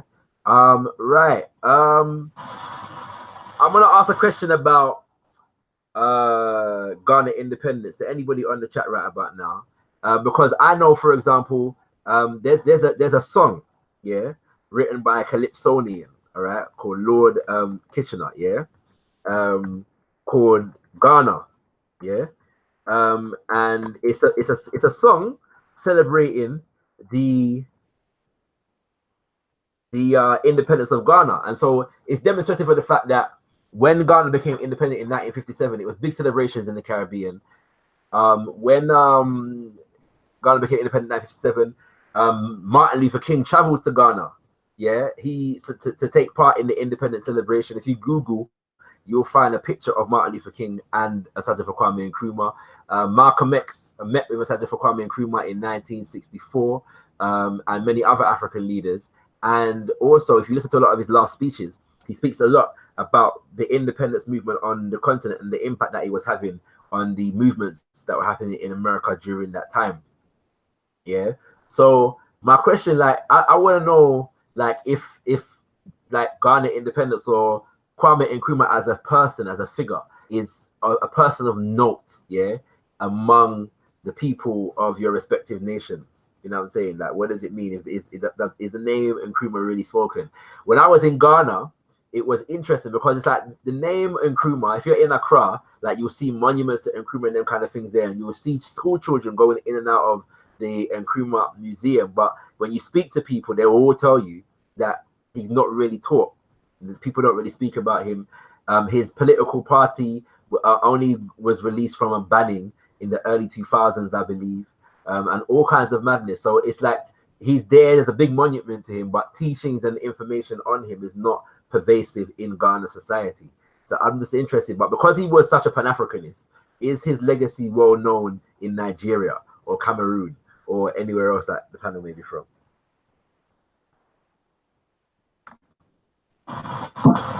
I mean, yeah, man. Not like to the extent that I would have loved to, but yeah, man. Like my dad told me about Kwame Nkrumah before. Didn't go in details, but it was just like floating, like flowing conversation. But yeah, I think that's an issue in the continent, right? That a lot of things that would like a lot of issues that were happening during independence are not talked about. Like, for example, in Cameroon, it's illegal to talk about the massacre of the French that happened during the Macky Sall Wars. It's illegal to this day. You can't speak about it. Why? There's a war. It was a war for independence, a war fought by the people in West Cameroon, for liberation. And the reason why they don't talk about this in Cameroon is because the French control everything in Cameroon. And they've got the little pagan up in the office acting bad because he got it's just like if we're allowed to talk about it, decolonization movement may happen again, and they can't afford that because this time there's actually a lot of us. There's actually too much of us to hold them back. You get me? Like, imagine trying to get Nigeria or get Cameroon to submit true military force. They can't. They won't be able to hone us in if we start our madness again. Yeah. You know what? One of the things that I'm seeing the need for more is a kind of an education process to take place here between the so-called English-speaking and French-speaking Africa, because I find that like knowledge of the movements on both sides they seem kind of small. It's not common for the French-speaking to know in depthly about the English-speaking and vice versa. You know what I mean? Like, Unless you're living in an English-speaking place like myself, you wouldn't necessarily know. Yeah, you know what I mean? Which is mad. You know what I'm saying? Which is absolute madness. You get me? I don't know if you agree with me, witness, on that. I find with Kwame Nkrumah that when you look at his history, it's very much like a pick and mix buffet. You pick the good things and you do your best to ignore the bad things, because historically there were things which he was known for and loved for, and there were decisions that he made in the later years of his life which made him unpopular to a large amount of his own people. You're talking what? Yeah, I think I know what you're talking about, but with this answer. Like what, brother? With this, I haven't, to be honest, I haven't really dug deep into the whole Kwame Nkrumah story. I'm just interested into. I know. I think politically, it wasn't really fair that he subdued a lot of other political parties, kind of nullifying political opponents. It was almost like he was creating a bit of a dictatorship where he was making it difficult for. Yeah, but that's the thing. Like, to be honest, I was having a conversation with Brother Edie the other day. You unleash the commander now, you know. I was having a conversation with Brother E the other day. I don't know if Brother E's there, but we were talking about the validity of democracy and if it's a viable option for the continent. And personally, I was for 100% for democracy in the. All right, you know what I'm gonna do, right? I'm gonna say, scattered. I was gonna end the conversation. Yeah, sorry, I don't know what happened there. It's like, I'm gonna let you finish in a sec. I was gonna end the conversation in about 10 minutes, yeah. But because Witness has opened, you know what I'm saying, opened that particular one right there, I'm gonna extend it, piece, but I'm gonna invite Scattered on to come in to this conversation. And I know I'd imagine he'd have something to say about these matters, yeah. You know, our resident political expert and everything there. Especially on Pan-African issues. But yeah, so Scattered, if you're available, feel free to jump into the chat. I'm going to share the link one more time, but we're going to be looking at Nkrumah and dictatorship and democracy in Africa. But go ahead, finish, Raz. Yeah, like I was saying, I think democracy is very inefficient and it's ineffective in many areas. You're basically giving in, like, okay, so as human beings, we will never go to a layman or let a layman heal us or go to a layman when we're sick. But we would let someone that has no political experience and no intelligence to run for office and get that office. And when he f's up the country and the generations forward, we say, that's democracy. Now I'm for the Plato's idea of how a nation should be run by a party of the wise. You know, like wise people should run the country. People that actually know what the hell they're doing. And I think with the political process that we have today and the democracy that we have today, that's fair. We have so many problems. And the other issue I have is that people don't know what the people vote today based on their emotions. They're not voting based on logic. And that's a really big issue when you're talking about nation building and putting your nation forward to last thousands of years. The kingdoms and the empires that lasted thousands of years were not democratic.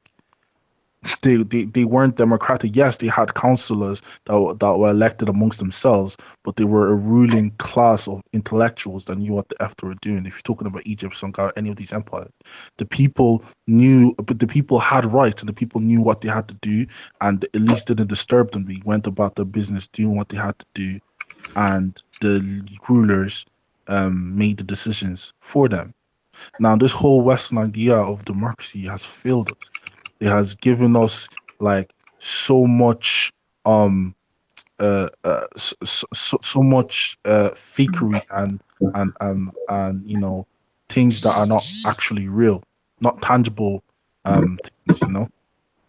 I'm gonna add something to what you're saying, yeah, but more specifically on the Nkrumah thing, because one of the reasons why some people in Ghana, and I do say some, because even when he was overthrown, Kwame Nkrumah was very popular in Ghana, but there were certain forces that were against him, and there were certain people that were against him. But one of the things that there's two major things that I find people say that Nkrumah was wrong for.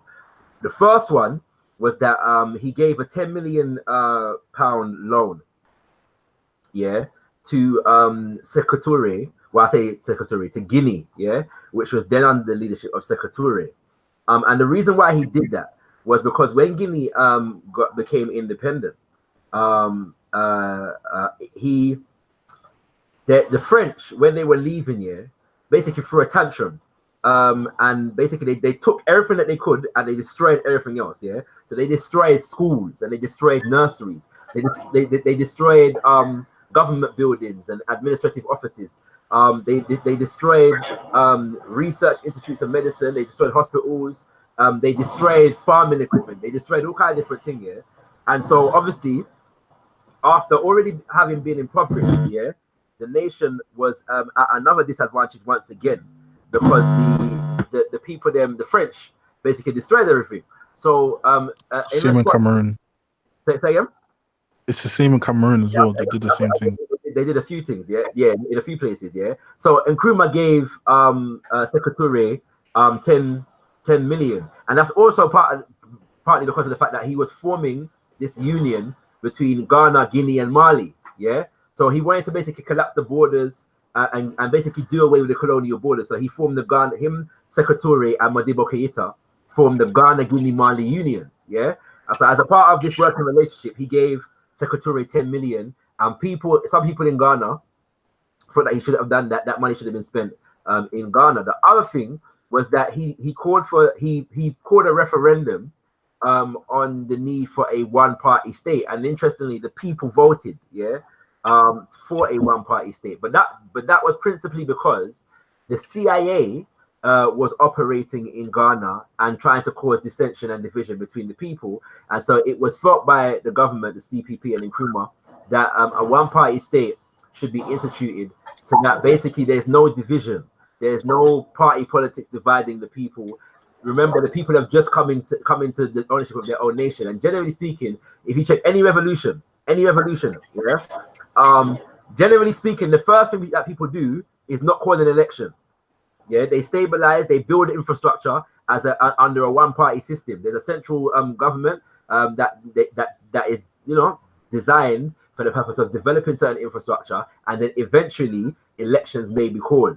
You know what I'm saying? And I can't remember the specific number of years, but it took years, for America to have an election after, you know what I'm saying, their revolution. Years for France, the same for Britain in the 1600s. Nobody has a revolution and calls an election straight away. You know what I'm saying? Because it's not just done for all kinds of different reasons. So, whereas I get, and I don't, not that I believe that Nkrumah was perfect, but those who overthrew him, were no better, and in fact, were even worse. Nobody has been able to develop Ghana in the way that Nkrumah was during his time. None of his critics were able to match his track record or his success rate, and many of them were far more brutal than he ever was. That's the reality, you know what I mean? But why did he feel the need to implement the Prevention Detention Act of 1958? He was using that to lock up a lot of political opponents. Right. From my understanding, the reasoning behind that, again, was because of one of the mistakes that Nkrumah made was that he didn't disband the army in the sense of the fact that the army was still under under colonial training, and some of even the army heads were still remained. There were Europeans, that British colonial army people that are training the Ghanaian army, but these people were effectively working on behalf of the British government and the American government, and so to an extent that he didn't fully appreciate at the time. But again, as I said, there was foreign intrigue taking place in Ghana. There were a number of attempts on his life, and one of which was a bombing that took the life of people that were around him, a young woman in particular, I made to understand. You know what I'm saying? People trying to poison him. There was a shooting attempt as well, you know what I'm saying, and these kinds of things.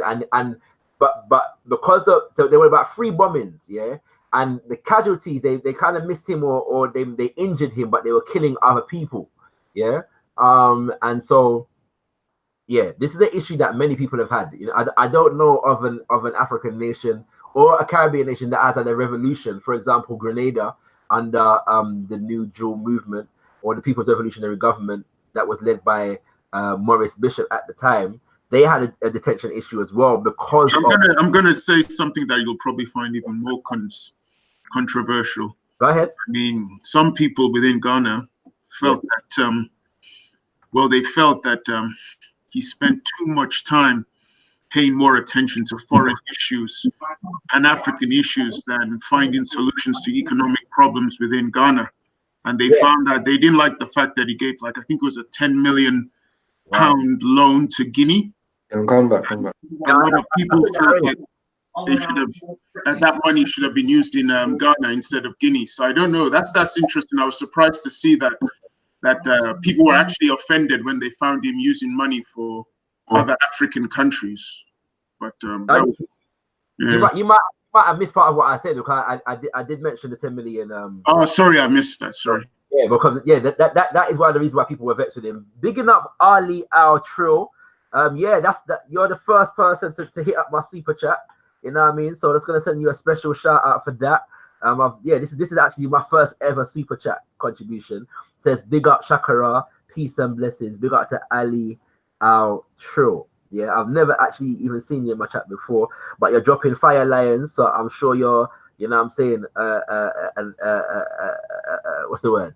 a regular in the Lions Den with Raspek Fire-Bingi, who is also in the chat. Big up my brother, you know what I'm saying? For those who are unaware, my scheduled conversation today is unable to take place due to we're unable to link with Professor Elder Kwesi Pras. So we're gonna reschedule that particular conversation. Right now, we're just talking all things Pan-African language at the moment, because it's Ghana independence today. We're just chatting about Kwame Nkrumah. Yeah. So yeah, you're right, witness. That's my understanding of it as well. But when people say that Kwame Nkrumah was dealing with foreign issues, really, they're referring to his Pan-African visions. Yeah. And the fact of the matter is, yeah, like I don't know anybody that if you look at what Kwame Nkrumah was saying in the 1960s, yeah, because he was overthrown in 1966, yeah, and if you look at everything that he was saying at that time, how anybody could from that time till now say that he was wrong, because everything that he said, yeah, and this is not to say that Nkrumah was perfect, you know, but practically all the things that he said in terms of if Africa did not,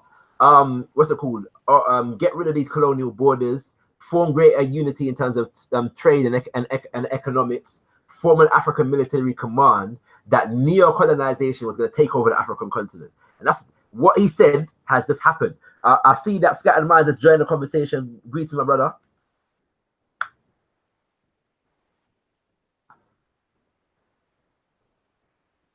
Oh my. Yo, you shut me out. No, sorry. One second. I've got a sound issue. But go ahead. You there? Yeah, I'm here. All right, cool. Yeah, blessings. What you want to make a contribution on this one? Yeah, I mean, you invite me in, so I'll just jump in quick. On democracy, and you know, I agree with pretty much everything you said. Basically, it was, from my understanding, like I'm not a big expert in Ghanaian politics, particularly, you know, so I can't break that down. Yeah. But from what I understand, it's pretty much exactly as you said. It was a matter of, well, mostly I think it was, when it comes to this whole democracy thing, it was the One Party Act, and the idea that it was possibly rigged, the actual vote, where 99% of the country came out and voted back to him. And it's possible that it was, possible not, but I do agree with you in terms of, you know, at the time in which, you know, I mean, one of the big things in which the opposition, and one of the big things he lost a lot of credibility across the country, was his strong stance against tribalism. Do you know what I mean? And a lot of opposition people, leaders and opposition parties, yeah, a lot of whom were backed by America, backed by the West, backed by Britain, backed by colonial powers. A lot of those guys were able to make headway with and make a lot of political gains against him with this idea of, you know, supporting specific what do you call them people there? Like supporting certain kinds of tribal rights and tribal groups and things like this, which really, when we look back at it, he was right to try and, you know, iron out some of the tribalism. Not to say that there's tribal culture in Africa is wrong, but tribalism as a basis is kind of a problem, isn't it? And it marks a lot of African culture. So I think, you know, having a strong politician, a benevolent dictator, you know, I know it's a contradiction, but having a benevolent dictator, I think, is very important to the founding basis of a lot of nations, especially nations that are being found in turbulent times when, you know, there's pretty much proxy wars being fought all around your nation. Do you know what I mean? Definitely. What do you say to that, witness? Yeah, I say, yeah, I don't have a problem with the actual man. I'm just pointing out that in his history, it's always like a pick and mix. Obviously, he's still well loved by a lot of Africans, which makes sense, especially his own people, the Ghanaians. Yeah. But as you know, with the history, it's like a pick and mix. Just as you start saying great things about him, people will always pick out certain things that they will challenge. But like you said, there's always the idea of having a benevolent dictator. I don't think he really had the chance to be that, because he was very much like Patrice Lumumba. He was like a shooting star, just burned brightly and then he was gone. So it was like you never really got to see what would have happened, because there were forces conspiring against him to stop him. So we've never really had a leader, a benevolent African leader, who stayed long enough to complete their task. So I think Nkrumah is one of those. He never really had a chance to finish what he wanted to, what he started. Personally, one sec. I see respect in the chat in it, so I'm gonna give him a chance to shoot off if he wants to shoot off. Well, God, he said, You finally there still. Yeah, you know. Long time overdue. You get me? Yes, sir. Yes, sir. I'm gonna bring the Fire Lion squad over today. Shout out Ali Trill. Super chat. You done know. Yeah. You done know. My G, my G. Give facts. Give facts. Yeah, all of my, Go. I'm just gonna say all of my ones on my side that just come over, show some love. Fire Lion Shakaro's live. You get me? They're just there. I come live as well, yeah. Yeah. You don't know. That's how we sent the love. You get me? Yeah. It's cool. It's love. Shahid come with the message. You get me? Yes, family. Yeah. Shout out Shahid for the message still, and then boom, and then man's gonna go over content in about 20 minutes to catch up the end of Dr. X. Oh yeah. Man's got to do that as well. Yeah. We did it, but yeah, we can just finish off the night on a mad thing. You get me? Full conversation. Yeah, but I'm just saying. I heard about the you know my thing. My thing is just the unification of the motherland, regardless. You get me? You know my thing. In order to be able to fend off any enemy.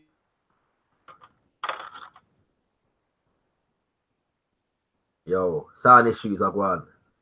The tribes, but for us to all recognize the oneness as well. You know what I'm saying? Yes, sir. Yeah, that's my little one too still. But I'm just here listening for now. Yeah, all right, cool. Big up to Afro Man Raf because YOLO. Hitting at the super chat. I do give thanks, you know what I'm saying? So yeah, it's nice to show love, you know what I'm saying? This is my first super chat and that, so we don't know. I give thanks for that. Yeah, family. I just find that, like, for me, I'm agreeing with what Witness just said, innit? You know what I'm saying? And to be fair, yeah, bearing in mind when Nkrumah was overthrown in 1966, yeah, he was actually in Guinea with Secretary, yeah, working on the Pan-African thing. And after he was overthrown, Secretary actually made him the co-president, yeah, of the nation in Guinea. You know what I'm saying? And I say a key book to read if you want to look at where Nkrumah was going is the Handbook of Revolutionary Warfare. Yeah, it's a little thin book, but it's a powerful read, isn't it? Just looking at what he was actually dealing with and where he was going, and them kind of things. You know what I'm saying? Anybody else want to jump in? Yeah, Kwame Nkrumah is actually, we learned quite a bit of Kwame in history in Zim. So there's actually streets named after Kwame Nkrumah, and Ghana is, I think, it's the only African country that can go to Zim without visas. You know why that is? Sorry? You know why that is? Because of Kwame Nkrumah. Yeah, but more specifically, it's because Mugabe was educated in Ghana. Nkrumah, one of the things that Nkrumah did was he was giving free scholarships to people from around the African continent to come and study in Ghana, and Mugabe was a beneficiary of that program. And I think his first wife was from Ghana as well. From Ghana, yeah. You know what I'm saying? So, and just to get to Raz, I think I sort of slightly disagree with him on the Plato thing and how society should be a little bit hierarchical. Because actually, I'm reading a book by Marimba Ani Urugu, and powerful. Sorry, let's stop there for a second and then applaud the reading of that book there. Yo, can you put that book and the name of the book in the back chat, please? Yeah. Hey, fam, the book is Levels. Yeah, and from you saying Mama Maruma to me, you know, like I'm just on that. You get me? Because I love that Mama right there. If you have not got to know Mama Maruma Annie, get to know. But go ahead, Prince. Go ahead. Sorry to interrupt you. Yeah. No, that's all I was gonna. I mean, I would have to start quoting what she says in the book, and I'm not gonna do that. So I just say put the book in the link, and then people can read it if they. Right, cool. Brother Prince, can you put the book in the back chat, please? Yeah, Book, please. And to be fair, like I wasn't really talking about a hierarchical structure in society. Like my thing would be the best students in universities would be picked to be sort of, it doesn't matter what class or what place you are, will be put forward to be the leaders of the country. And then when they're 15 years over or whatever, there's another group of best students that are like their little assistants that learn the trade, learn everything about it, and they shift. So it's not like families and rulers and like aristocracy. No, it's actually rotated amongst the amongst universities and amongst people in society. So if you've got the best grades, if you are someone that scores the best in your class, that are very articulate, you've gone through the leadership programs and you're top of your class, you're going to be pushed forward into working in those areas of the government. And then when you take over after how many years that person is, and when he retires, you come in and you have an assistant that's also been through the situation. So it's actually a rotation. So there's no hierarchical aristocracy sort of thing going on in that sort of system. I hear what you're saying, but because you mentioned Plato and Dr. No, Marie the idea, the mentioned idea. Plato in her book and how she's against that kind of organization. That's why I thought I had to bring that book up. It's not necessarily that your ideas could be wrong, but because you think that Plato might have something there. No, I was speaking on what the initial description of what Plato says of a group of people who are intellectuals or who are the wise of the society. So that's the only thing I agree with on his whole doctrine, because I don't agree with aristocracies and stuff like that. Yeah, I think the best thing. I'm talking about the rotation, the rotation of power in the people, but choosing the best from the people to run government. All right, you know what I'm gonna do? Yeah, my dad put together a pretty good presentation that deals with some of the things that were taking place in the independence era, and I'm gonna just draw from it right about now in terms of just charting some of the successes of Asajie for Kwame Nkrumah. Yeah. So that is a brief snapshot of some of the things that he was able to accomplish in his government. One of them in the field of education is free education from primary to tertiary, which is university, including textbooks and compulsory to secondary. Hundreds of new schools were built, yeah, and over 1 million new school places were filled. He built 11 technical colleges, 47 teacher training colleges, 3 new universities, and he established a mass adult literacy program. Obviously, under colonialism, the issue of literacy was a significant issue. So he instituted an adult literacy program. Free scholarships granted to study abroad. So he provided Ghanaians free, with money to go and study abroad, especially in the fields of science, technology, medicine, law, and engineering. And wages for teachers and university lecturers raised from between 50 to 100%. Yeah. And basically all of this was investing in the intellectual capital of the nation. In health, free healthcare, new hospitals and healthcare clinics built. Yeah, in 1 decade, he tripled the number of new hospital beds. Yeah, built 30 new clinics, quadrupled the number of doctors and dentists, and increased the number of nurses. Yeah. Obviously, as a result of this, the life expectancy in Ghana increased significantly. In the area of economics, he was trying to develop a balance between agricultural and industrial development, yeah, or agriculture and modernization, with an emphasis on subsidized subsistence farming as opposed to cash crops. So obviously, under colonialism, it was a cash crop thing, yeah. So you're developing crops for the colonial government to sell, buy and sell, yeah. And today, African economies are still very much based upon the cash crop kind of model. Yeah, it's growing things, Africa and the Caribbean, growing things for foreign people to come and be able to exploit those things, turn them into products and sell them back to you. Yeah. But subsidized farming is when the government is actually able to pay the cost of production for the farmers. Yeah. And I don't know of any African or Caribbean nation that has that today. Yeah. Wait. In what way can you go deeper into that sort of system? This is first I'm hearing. But before you do that, it just has to be said, all those things you mentioned that Kwame Nkrumah did, yeah, he was able to achieve them without Africa speaking one language. So Africa having to speak one language is not necessarily important if you want to achieve empowerment. Well, he did. When he tried to expand into other nations and do the same thing and reach out, you see that language and tribalism will put a stop to that. became a problem. So yes, Ghana obviously having similarities amongst Ghanaians.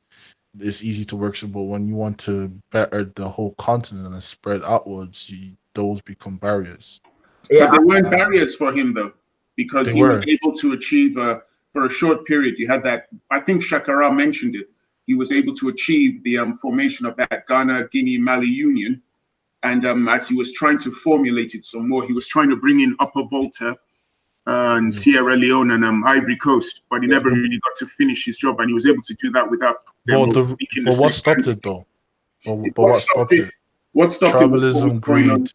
No. What stopped it really was what was going on behind the scenes from the supremacy system, which was working behind the scenes to implement coup d'etats in certain countries. Because there was a coup in which was one of those countries. I think it was it Sierra Leone? There was a coup in one of those countries, that Togo, in Togo. It was 63 in Togo. So a military coup. So what kind of stopped the progress wasn't language. They were all able to communicate. He was able to travel to these countries and meet these people, and they all agreed. Some of them agreed to join up with this Guinea, Ghana, Mali union, but it never came to fruition because of the supremacy system working behind the scenes. And he was able to achieve all those things Shakara just mentioned without Africa speaking one language. So I'm gonna agree with you to some degree. But one of the, if you check out the book Conscientism by Nkrumah, one of the things that he's definitive on is the need to develop an African personality. And one of the things that Nkrumah used to do, that I remember when I was young, I listened to one speech here, Nkrumah speaking, and he smoked tree for about half an hour. Right? And then he said, and now a little English. Yeah. And so he's obviously making a point that in government and them kind of things there, he was encouraging the usage of local languages. You see what I'm saying? So there was definitely a vibe that he had for getting rid of the colonial, or getting rid of the reliance on colonial languages. That already exists in, say, Nigeria. If you go to the different states, like you can go to Ogun or Oyo or Oshun, a lot of what is done locally, local government is conducted in the Yoruba language. And if you go to Cross River, locally they're doing it in their language. And if you go to Borno, what they're doing there, they're conducting it in their language. And if you go to Zamfara state, they all do it in their own languages anyway. It's only when you go to places like, I think, the state of Abuja and most parts of Lagos, where it's still English being the parliamentary language. So what you're saying is locally people use their languages, but nationally they use English. Yes, in the state of Abuja and in Lagos. So if you go to courts in Lagos, mostly the judiciary is all going to be in English. Parliamentary system is all going to be in English. But so when you come out of Lagos and Abuja to the other states, then it changes. Are you questioning the importance of language, or an indigenous language, or a unified language to Africa's development? I think Africa's development, when it comes to language, I wouldn't put language in the top 5. I think there are other things I'd look at, like social empowerment, economic empowerment. And when that is done, then you can then start trying to get people to speak one language. Because don't forget, most people in the other states are going to be speaking their own language anyway. So I don't. Guys, that's what I think. Can I ask you guys a question real quick? Yeah. Yeah. So like I was thinking about something earlier on there, and I was saying to myself, like, if a part of Africa, right, whether it's to the east, like a place where industry is already being grown, right, and has been already developed, and there's a sizable population, like 10 million people. Now that nation now can open its doors to immigration, right? And let's say that nation of 10 million people has already got the level of development of a first world nation. Now it opens its gates. What do you think will happen? Like, do you think a lot of people will now flock to that nation and build and have like a mass immigration like America had, and sort of build up that nation and expand in that way? Because we were talking about Ghana and the development of Africa as well. It's like, I feel like there just needs to be a base where something is tangible is actually happening, where it could it could be a base of operation. You get me? where people from all around Africa could actually come and immigrate there and build up that nation, and then all people start drawing in to that place. Yeah, the issue, and I think you're right, but I think one, because this taps into what Witness was saying as well. I think one of the issues was that Nkrumah was aware of the fact that Ghana couldn't do it by itself, because Ghana by itself couldn't protect itself. You see what I'm saying? So this is why having an African high command is African, a continent-wide military command was important, because you had to be able to protect the benefits. You see what I'm saying? So all of the rest of Africa flocking to that nation might be one thing, but then if those nations are not empowered themselves, it might still create a danger, because if they're still colonial, then they may turn against that nation. But that's the thing, right? So if all these people flock to this nation, and that nation becomes an identity amongst itself, and it goes from 10 million in the early years of its existence to 150 million in 20 years due to immigration or whatever, and there's like a strong that now can actually be a viable, could actually protect the continent if it comes down to it. Not really, because what you're saying has already happened in the country of South Africa. It has become so popular that a lot of African migrants have been emigrating there.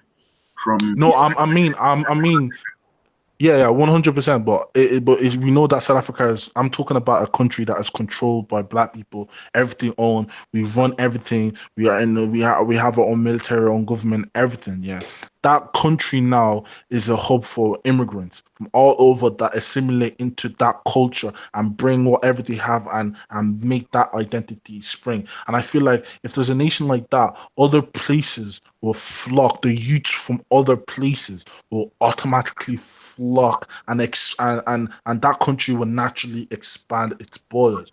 Now, the issue that you would have would be probably now the West, but you are a sizable nation, and you have the capability to build arms, to build all of these different things, and you actually can defend yourself. That's what Iran. Nobody messes with Iran because it's just too much of a hassle. They're trying, but it's too much of a hassle because there's too many of them, and they've actually got industries that support that military, that support that government, that support all of these different things. So having a place like that, because I feel what we're trying to do, yeah, is like we're trying to get everybody on board on one time, and if we do that, it's going to be extremely hard. So I feel like we should focus on a place that we could build and make that strong, and then expand by allowing immigration to flow into that area, and make and due to the expansion, other people will come forward and then place other people in places of government to allow that expansion of borders that occur naturally, without having war, without having all of these different things that other people have had. No, I think it would be just a case of doing what Kwame Nkrumah was trying to do. As your country's getting strong, forge links with other countries so you can share the load instead of leaving it to one country to deal with. So you have two countries dealing with the load. Yeah, but the issue that Kwame Nkrumah went in is that, yes, his nation was strong, but the other nations were like a liability to him. Like, for example, yeah, Ghana was doing good, yeah, but his neighbors weren't doing good, and that became a hindrance to them. Now you see, if Ghana was doing good and had its industry and allowed people from Cote d'Ivoire, allow people from its neighboring Togo and all of them to come in, what it does, yeah, it brain drains. Yeah, and it's a strategic brain drain in a sense where the best of that country, of those people, come in and make that country strong, and the population grows. Now the population can be sizable. That if the West tried to intervene, they can put their feet down and say, no, not gonna happen. You know what I'm saying? I like what you're saying. It sounds great, but I can only look at history. That did happen. Ghana did become very powerful. you had lots of Nigerians who emigrated there, but eventually they got kicked out in the 60s. Exactly. But that's exactly what I'm saying, because of the relinquishing of control by Kwame, or well, not the forcefully removal of Kwame Nkrumah. What I'm talking about is completely rethinking our strategy, right, and saying to ourselves that having having too much load in our hand is not so if us in the diaspora, right, had a country in Africa, right, that we can pump funding in, we can manufacture and build a base where other people from other places can flock in, what happens is that makes that country extremely strong, extremely. And what is left in those countries are the farmers for the land, and they become like a de facto state automatically without the international community even realizing. And what you do then is that the people around the continent have seen that this place is a beacon of power and of hope. They automatically want to follow you because people naturally follow power. And as such, you have 120 million people in that place where it's booming, like the West, right? People are going to automatically want to be part of that. So now it's going to be easier to convince governments and easier to convince people to make treaties, to join your thing, to join a federation, because they see that you can actually protect them. Like, it's going to be very hard for Nigeria to say to Cameroon, join me. And Cameroon's going to look at Nigeria like, bro, you can't even protect yourself and you want to protect me. Like, what happens if France comes in and says, we're going to deal with you? There's nothing Nigeria can do. But you see, if Nigeria was like to develop it like a developed nation standard, yeah, they can actually incorporate a lot of different people into that.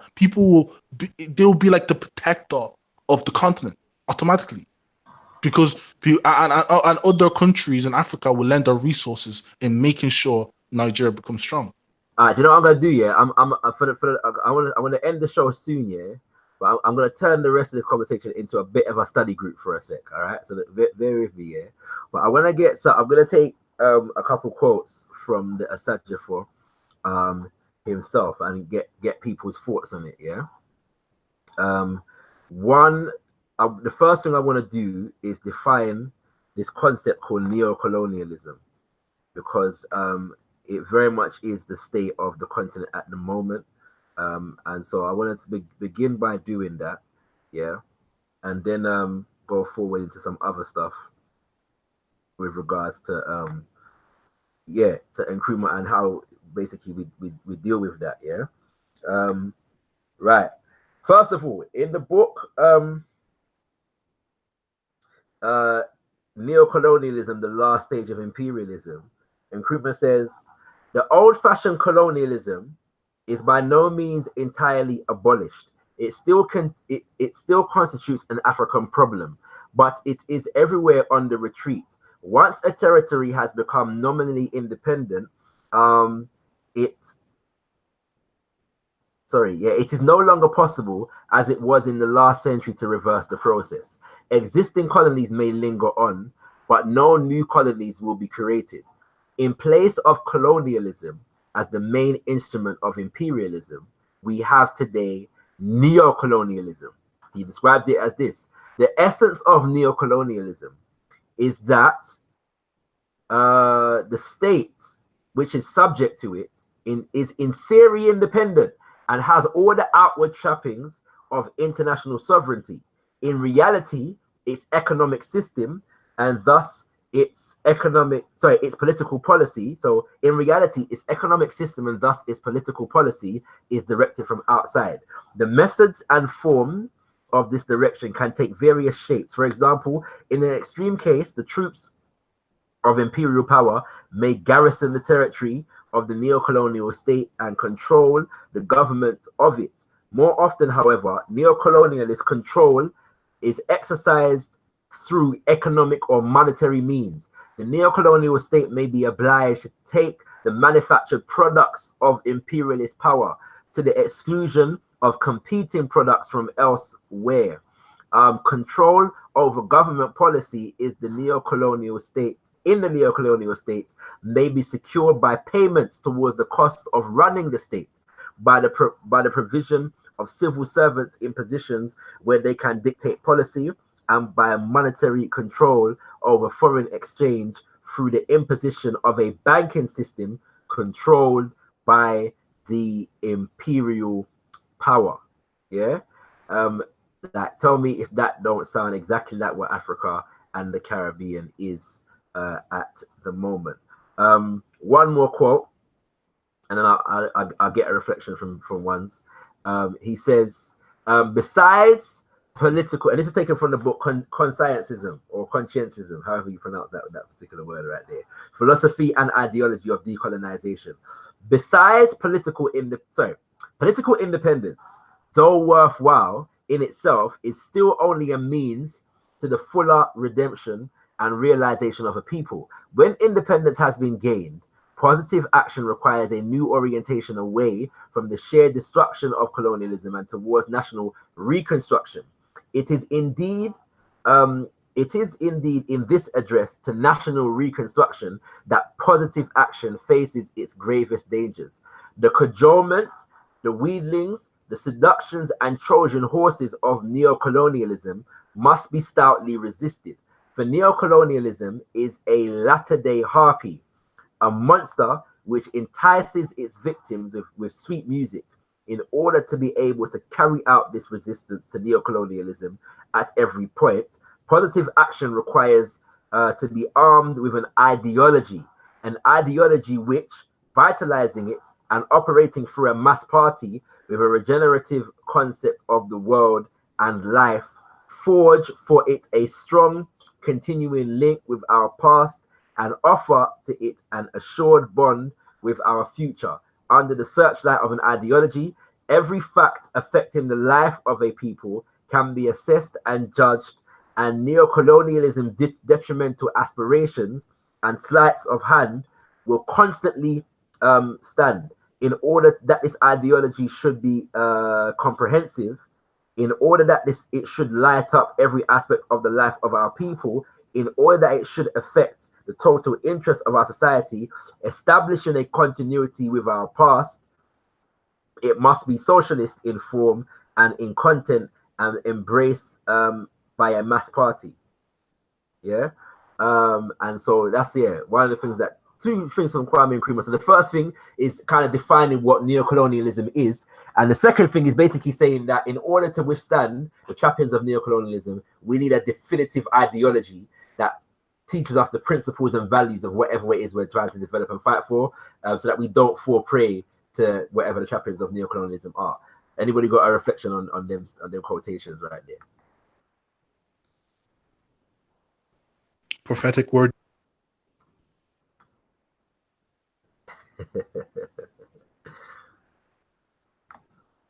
Most of it makes sense. None of it is new. I mean, he was very big. It was very good of him to have noticed that, visionary. Yeah. Of him to have noticed it back then. And as you pointed out when you read it, that stuff is still going on now. No. So, and it's going on in Central America, South America, but we're sticking with Africa. So, yep, it's definitely happening within the African continent, amongst the various African countries. So, the question is, how do you actually how do you actually destroy it? I don't know. What do you make of the ideology argument? Africa needs a definitive ideology. That Africa, needs a definitive ideology. Yeah. Oh yeah, that would be good. But it would be one that all of Africa would agree on. And when you say Africa, what part of Africa are we talking about? Are we talking about the north as well? Or are we talking about the west, sub-Saharan, central, and south? That's a good question. Yeah, you know what? I'm vexed with because if Kwesi Prior Professor Kwesi Prior was able to join us, we'd have been going into that as well. But we'll have to this let's hold that over. But I don't think language should be part of that. I don't think language is important. I think it's down the list, maybe 6th or 7th thing that people should do. It shouldn't be the number one thing, I think. All right, I'm gonna save that, because when I'm able to reschedule and get the prof on, we're gonna go into that, and maybe he'll have some things for your consideration, brother witness. Big up my brother, Isa, inside of the chat. You don't know, you know what I mean. Big up. Yeah, dissolution of borders, not expansion. Yeah, I think that would fit into the Nkrumah model, my brother MA. wait, you can walk away, you can walk into Ghana from Togo and neighboring countries. What are you saying there, East? Oh, there's a fuller conversation going on here that I've missed probably. But yeah, you know what I mean. So yeah, man, enough things are going in it. And on the, my thing is that because obviously he's writing this in a context whereby these things are just about taking place, or they're in the works at that moment in time. And so his level of perceptibility is worthy of admiring. But the point is that the problems that he's trying to solve then, or that he's anticipating then, are the realities of today. And we're learning more Adam Smith than we're learning Nkrumah in our schools and our education. It's mad to me. You know what I mean? It's mad. Which schools? Did you say Alan Smith? Adam Smith. Wealth of Nations, Adam Smith, the guy who wrote Wealth of Nations. Which schools are you talking about? I'm talking about, so all right, for example, yeah, I was in the university here in Ghana, a major university in Accra, yeah. They don't study Nkrumah, but they will study economics. And when you study economics, you're generally speaking studying the theories of Europeans. That is a process of a demonic supremacy possession there. It's been implanted into the minds of the young kids. Yeah, so that's serious. How do you stop that? It's definitely true. It's definitely true. Like at university, definitely you don't hear Nkrumah at all. Or many African philosophers. It's all Western, majority Western, some Eastern, but mostly Western philosophers or lyrical ideas or ideologies. So I could definitely second that. And so yeah, and in terms of economics and stuff like that, regarding Adam Smith, you won't necessarily learn him in college or high school level. But like if you do teach economics at high school level, you're not going to learn about any African economics or economists. You know what I mean? You're only going to hear about Adam Smith, and he's going to be the forefather, the founder, be an end all in many cases. Yeah. And fellow capitalists like him. So yeah. If you're lucky, you will learn some Marx. Yeah. Okay. Yeah. Marx as well. Yeah. You will learn Marx. You know what I mean? Yeah. If you're lucky, but the point, but my major point is that the books that he's written, in particular, neo-colonialism, the last age of imperialism, conscientism, and Handbook of Revolutionary Warfare. In particular, those three books here are directly trying to address the issues of the current and future problems that Africa is facing and will be facing. This is what I'm saying. And it's not like you can read. Like I was watching a documentary the other day, and I can't remember what the documentary is called, but it came on TV. But they were theorizing the extent to which Marx was right, yeah, in his analysis of capitalism using modern day markers, yeah, and they concluded to some degree that many of the things that he identified, not necessarily in terms of his what he put forward in terms of communism, but his analysis of capitalism, yeah, and his predictions about how capitalism, the contradictions in capitalism, many of them were correct, yeah. So even though the society is not Marxist, they still recognize the cultural contribution of Marx to the society itself, innit? Do you understand what I'm saying? Whereas the same is not happening, yeah, in Africa or the Caribbean with the philosophers and economists that were directly trying to solve our own problems, is the point I'm making. You know? Yeah, in future times, man, we need to turn from the west to the east, man, for trade. Like, we need to turn to the east for trade, man. Yeah, MA, I'm gonna. Alright, you know what? I kind of did a little mini video earlier today, just dropping some analysis on some of these quotes. But I'm gonna drop the quotes in the comment section right now. Yeah, so not in the chat because there's too many words to drop it in the chat, but actually in the comments. Yeah, the conventional comment section. I'm gonna drop it in the comment section, complete with the references and them kind of things there. You know what I'm saying? Brother Shaka, could you link me that thing that your dad did, please? It's not online, you know. The presentation is online. But yeah, stay tuned. We'll work that out. Say no more. If I may do a thing, you know, with his permission, I may just do a video on it. Sounds. Because because the good thing about the presentation is that he outlines a number of the successes, yeah, the things that people achieved in the independence era that we're not necessarily too cognizant of a lot of the time. You know what I'm saying? And that is the brilliant thing about that particular presentation right there. So yeah, I'm gonna leave them quotes in the chat right now. Let me just make sure I'm getting the right ones.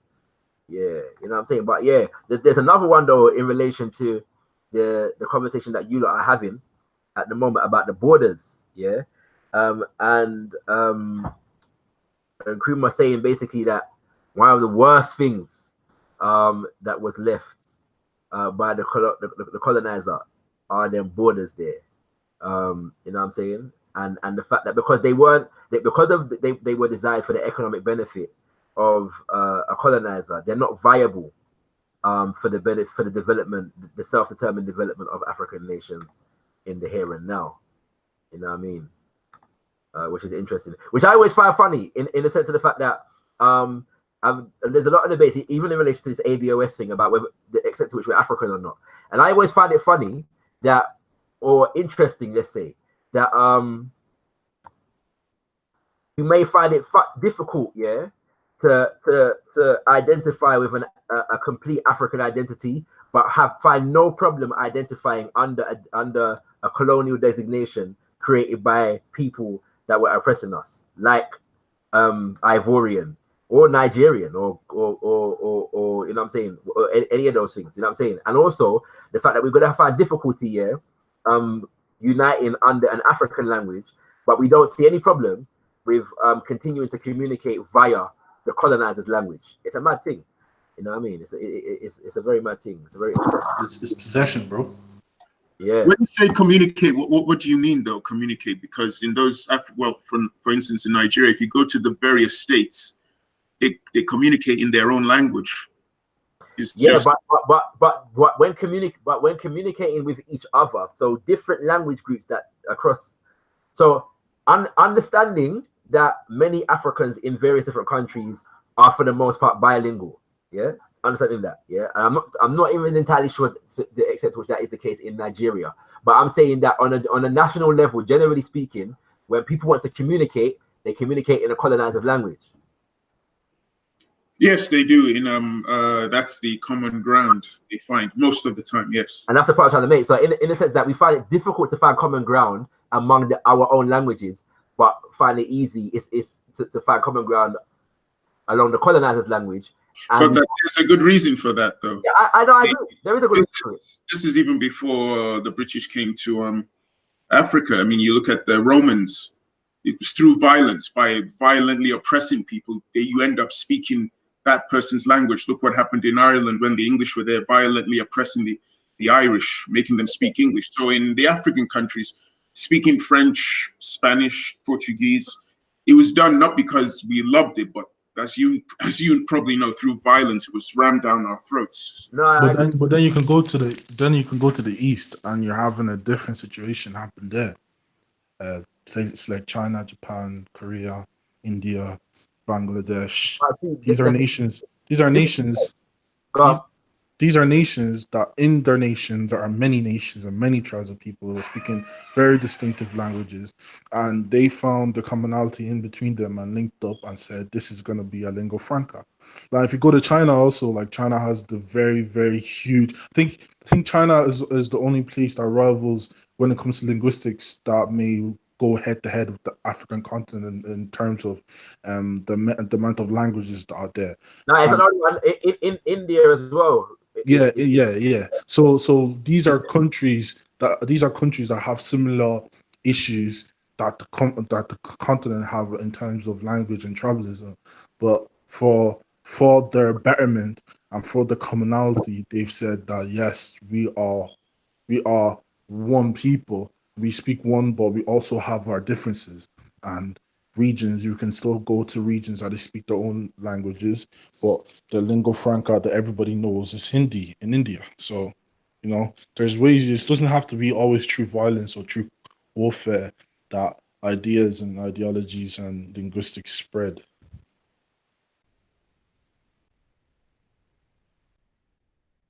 I don't know. India is kind of.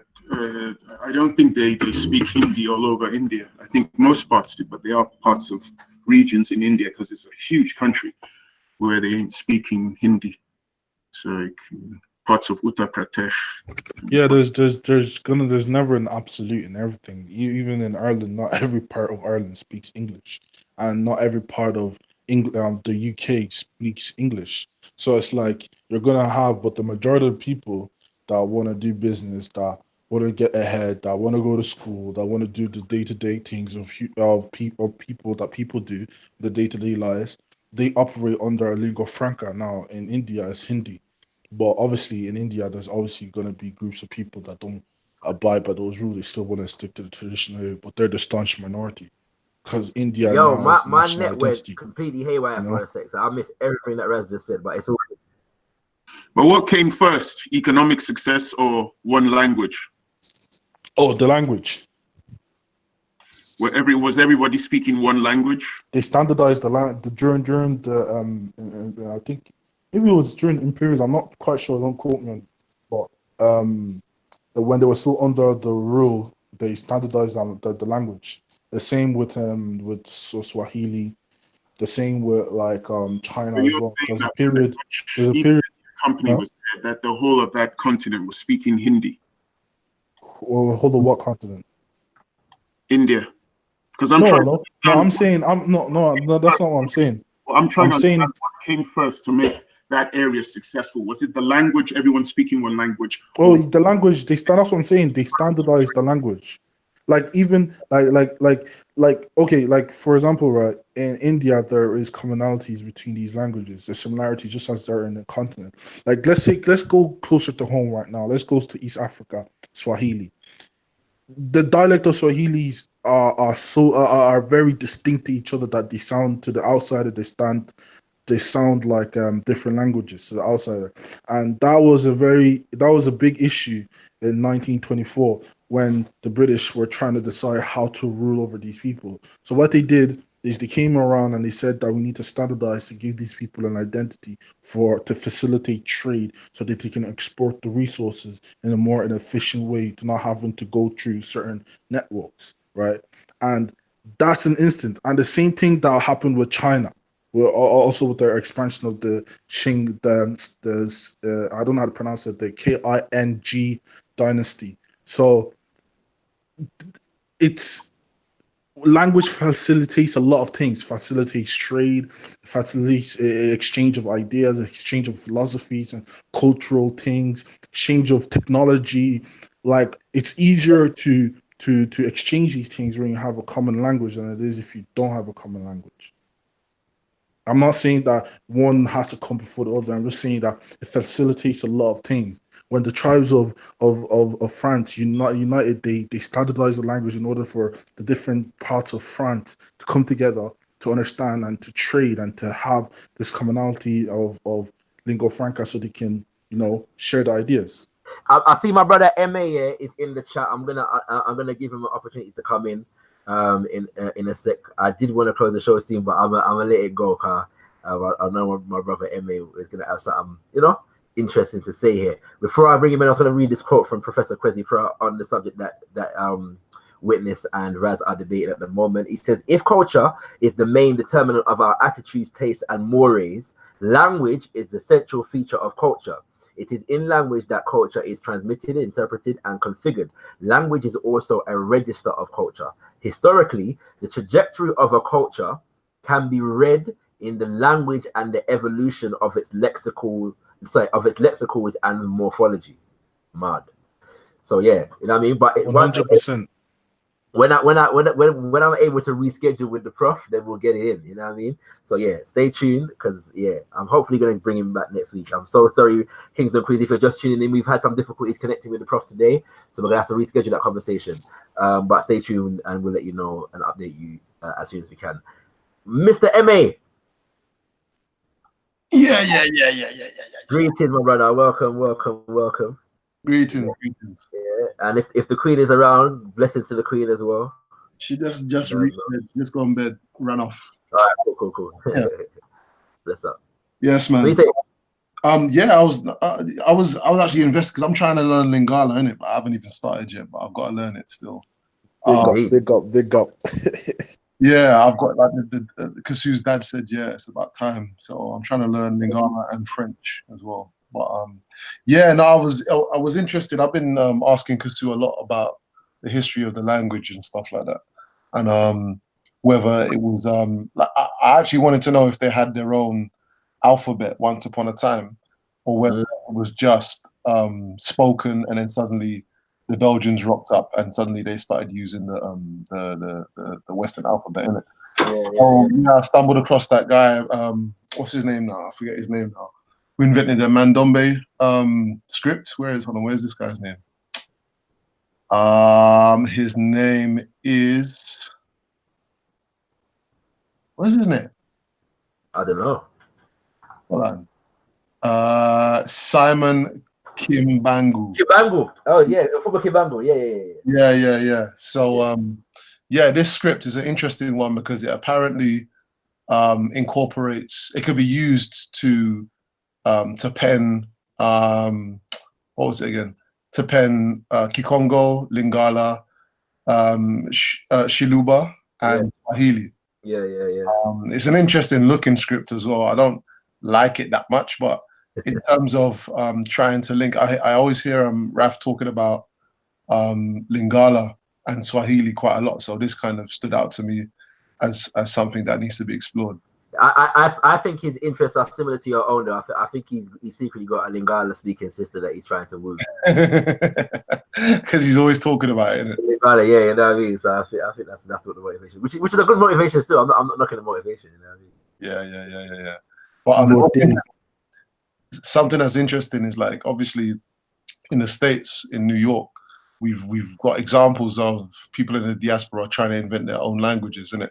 Yes. Like the 5%ers and thing. And I don't know, do we think that using an existing language is the way to go, or to invent something completely new? I'm going to say it's a bit of both. Yeah, I'm going to say it's a bit of both. I think we start from where we are at. But I think naturally, because languages always evolve. You know what I'm saying? And they evolve in relation to the dynamics of the people and the culture. You know what I'm saying? So I think that, I think that there are stages. I think when we speak to Professor Kwesi properly, he'll be able to outline the stages in more detail. But then there are books like I was referring to earlier, Black Africa, the economic and cultural basis for a federated state by Sheikh Anta Diop, that outlines, the logic behind it, and also a suggestion for a way to develop it. You know what I'm saying, in certain ways. So yeah, I think it's a bit of both. I think once we start from where we are, as I said, and then new language forms will develop naturally out of that. You know what I mean? But it won't be the first thing. It'll be down the line. Nah, I'd say there are stages that begin now. For example, I'd say that there is a need for, as soon as possible, to make African languages the language of instruction in the education system, and in the parliament, in the law, and them kind of things there, and in trade. Yeah, you know what I'm saying? I'd say that is the case. But you're right. I will agree that there are stages to the thing. And also, like, it sort of allows you to trust the person you're interacting with more, because you kind of see past the little shady stuff. Like, I look at the issue that we're having right now on the continent between the French speakers in Cameroon and the English speakers, and they're from the same tribe. You know, if they spoke in the same language and unified under that language, it'd be much easier to understand each other. But one wants to hold on to the English identity and the other wants to hold on to the French identity. And to me, that's crazy, man. Killing each other because of that. That's mad. Mad. I was gonna say on the subject of borders and that, like what Robert Issa was talking about, was quite interesting to me in terms of, you know, is it possible to create a state that runs kind of parallel through a number of nations where there is no borders, as in like it could go through like 4 or 5 nations and operate in some kind of way almost as one state? I think it's possible, and I think that's kind of what Nkrumah was trying to develop with Ghana, Guinea, Mali, and the rest of the nations that he was trying to come to bring into the thing. I think Witness gave the rundown in terms of he was trying to bring Sierra Leone and Togo into it as well. You know what I'm saying? But in a sense, you know, there's some kind of semblance of it now, except for the fact that you need a passport. But if you're in Ghana, you can drive. You can get like public transport to Togo and Burkina Faso, and them kind of things there. So it's not even like it's completely like the nations are completely unconnected. But there just can be more. I think it's very easy. And if we look at pre-colonial Africa, that's more or less what it looked like. Mm-hmm. So I'm saying, like, if we look at in the European Union. So again, we have that with the European Union and the 20. Yeah, and we're soon, and basically Britain is soon to take itself out of it. Yes. Yeah. Jacko, you know about timemaps.com? Timemaps.com. Yeah. Ah. I think it's give me a second in it. Yeah, I'm gonna bring it up and then I'll show my screen. All right, cool. They're coming out of it because it has become bureaucratically corrupt. Become. Break it down, Scattered. No, I mean, I was Brexit now. I put it wrap your shop. No, I was just gonna say, it definitely didn't become bureaucratically corrupt. I think from the very beginning, EU has had many flaws and many issues, but at the same time, and it's definitely there's a lot of issues for Africa and African nations and states. But at the same time, I'm definitely not a Brexiteer. Yeah, I hear that. Well, you sound like you have something to say on that as well. Huh? What's wrong with being a Brexiteer? You know, nothing really. No, I'm joking. No, I'm just not wanting it. But I think nothing. There's good ideas on both sides. I just don't think it necessarily is going to work out well for ethnic minorities, or African Caribbean people in particular. And I think we've seen heightened sort of issues in terms of racism, heightened issues around immigration, a lot of people, false deportations and things around that already. So to be fair, I think one of the big issues is that it gives power back to the British government completely, and I really just don't trust the British government. I honestly do trust the European Court of Human Rights and some of the European politicians a bit more than I trust the British politicians, especially when it comes to minority rights. But then again, there's a lot of issues about the EU, and when it's a super liberal club, and some of its LGBT stuff, obviously, I'm not for. But I honestly think that could all be sorted out within the camp. Like Britain could opt in and opt out. And I think before we go worried about whether Brexit is a problem, we need to worry about the governments that we have. And as you can see, I think the Tories are a much bigger problem, and the Labour Party before them are just as bad. So I think there's no point in taking away power from the EU and giving it to Theresa. The Brexiteers despised the EU as well as British government. They don't trust either one. But the difference between them and the Remainers is the Remainers agree that there's corruption, but they still want to stay in the EU because they think they can make a difference there. Whereas the Brexiteers believe you should leave both and you should challenge both the British and the EU. What do you believe? I'm sorry, no, Shakar, you want to speak? Go ahead, Shakar. No, I was going to ask you a question, Scattered. Go ahead. Yeah, what's your opinion on Labour under Corbyn and our relationship with it? How would that significantly change our relationship? That's what I was. When I say our relationship, I'm more referring to like the UK. No, I meant black people. Black people. Okay, yeah. But yeah, let's say the UK as well, in the sense that would it be significantly different? And no, let's say black people. Not drinking. No, what I mean, and as well, because I get what you're saying in terms of the EU court and human rights and them kind of things. I get that, but I'm wondering if we have more strategic. Let's say blacks in Britain were organized, yeah, economically speaking, yeah, and so like would we have more strategic benefits in the EU than under the British government, and would that significantly change if Corbyn was the Prime Minister? I think personally for me, the way we would go about it strategically definitely changes if Corbyn was Prime Minister. If Corbyn had won at the last election, I would be all behind a Corbyn Brexit to some extent, depending on how he negotiated. I'm not sure exactly how good he would be at negotiating, to be fair. but his principles and his ideas behind his reason, his you know, the what they call it, the left wing Brexit ideas, but which looks at Brexit very much as the neoliberal sort of cartel that it is, basically, which hijacks like a lot of work and a lot of things away from the third world, particularly Africa. I think Corbyn's stance on that would have made it a lot more easy for me to go along with that Brexit, and I think also Corbyn's political ideologies, as it were, would make me feel a lot more comfortable with him in terms of removing the human rights court and removing those protections from Europe. So I feel like he will replace them here in the UK. Whereas it feels to me like with the current government we have, if we get Brexit, Theresa May won't be like, a lot of them could, like, what's her name? David Cameron, even like the more liberal of the Tory leaders, wanted to have a bonfire of human rights. He couldn't wait to get rid of it, like especially when it comes to deporting people. Like the Tories hated the fact that people had a right to family life, and so if you try to deport a criminal back to Jamaica, they could always appeal if they had children or things like that, and the European court would make them have to stay. And these are the types of things that will definitely go out the window straight away if you get a Tory government. So with Corbyn, I think it will change. I think he's definitely naturally a Brexiteer, but also the internal politics of the Labour Party makes a difficulty. So I think right now we'd probably be in a better position to vote for Labour than we would have been perhaps 2-3 months ago, because quite a few of those centrists, big powerful centrist or right-wing Labour MPs have already left the party. So giving Corbyn a bit more control of the party, or a bit more control over who's in it. And I think until those people are completely gone, the Labour Party is always going to be like, yeah, like Corbyn's a nice guy, nice ideas, but can he really fulfill those ideas? And is there going to be enough black people to come in around there to capitalize on it? So I see he keeps people like Dawn Butler close these days.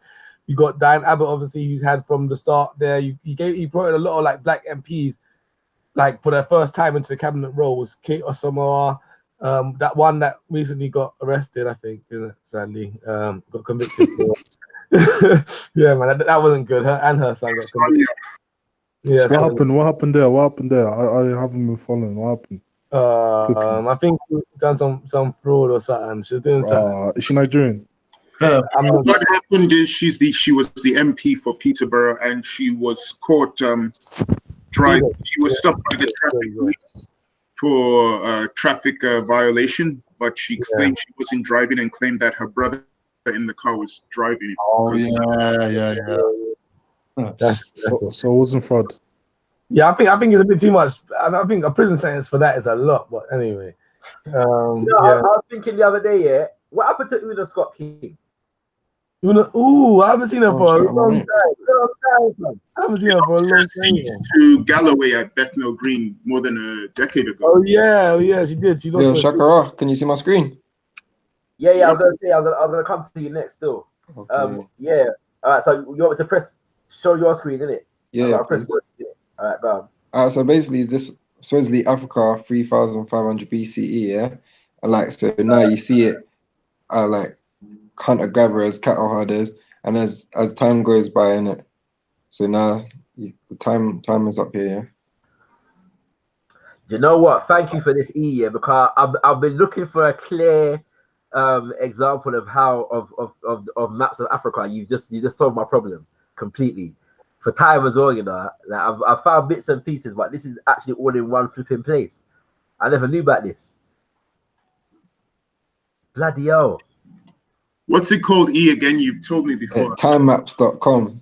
That's it. You lot ready for the real change, yeah? God, watch the thing. You see that there? I've seen this, yeah. Oh, from there to They ran through Africa like a plague, boy. Scroll up again, E. Scroll up again. Oh, for the time, yeah? Yeah. Right. So what? This is okay. Right. So that's what 1940. Look at the change now. Yeah. So this is 1871. Yeah. Right. So what happens after this is 1884 and 1885. Yeah. So less than just over a decade later, they have the Berlin Conference. Yeah. Then by 1914, yeah, this is what's taking place. But go back to the previous one. E. Right. So during this time, 1871, yeah, all of these nations, right, are on the African continent, like conducting wars. Yeah, wars with African nations and wars with each other, trying to commandeer land. Yeah, so this is not all of the time. 1800s is when the Anglos Zulu wars kicked off. You get me? The Ashanti wars were kicked off. Check it here. Portuguese are here. Yeah, Here, British. that's what I'm saying. Yeah, all that's going on throughout this time, innit? Yeah, and then what happens is because they're too busy warring each other, they try to find a diplomatic solution, which is the Berlin Conference in 1884, 1885, where they sat around the table and carved up the continent like a pie. So they went back now to try and commandeer the thing, and by 1914, that's how it looked. You get me? Mad.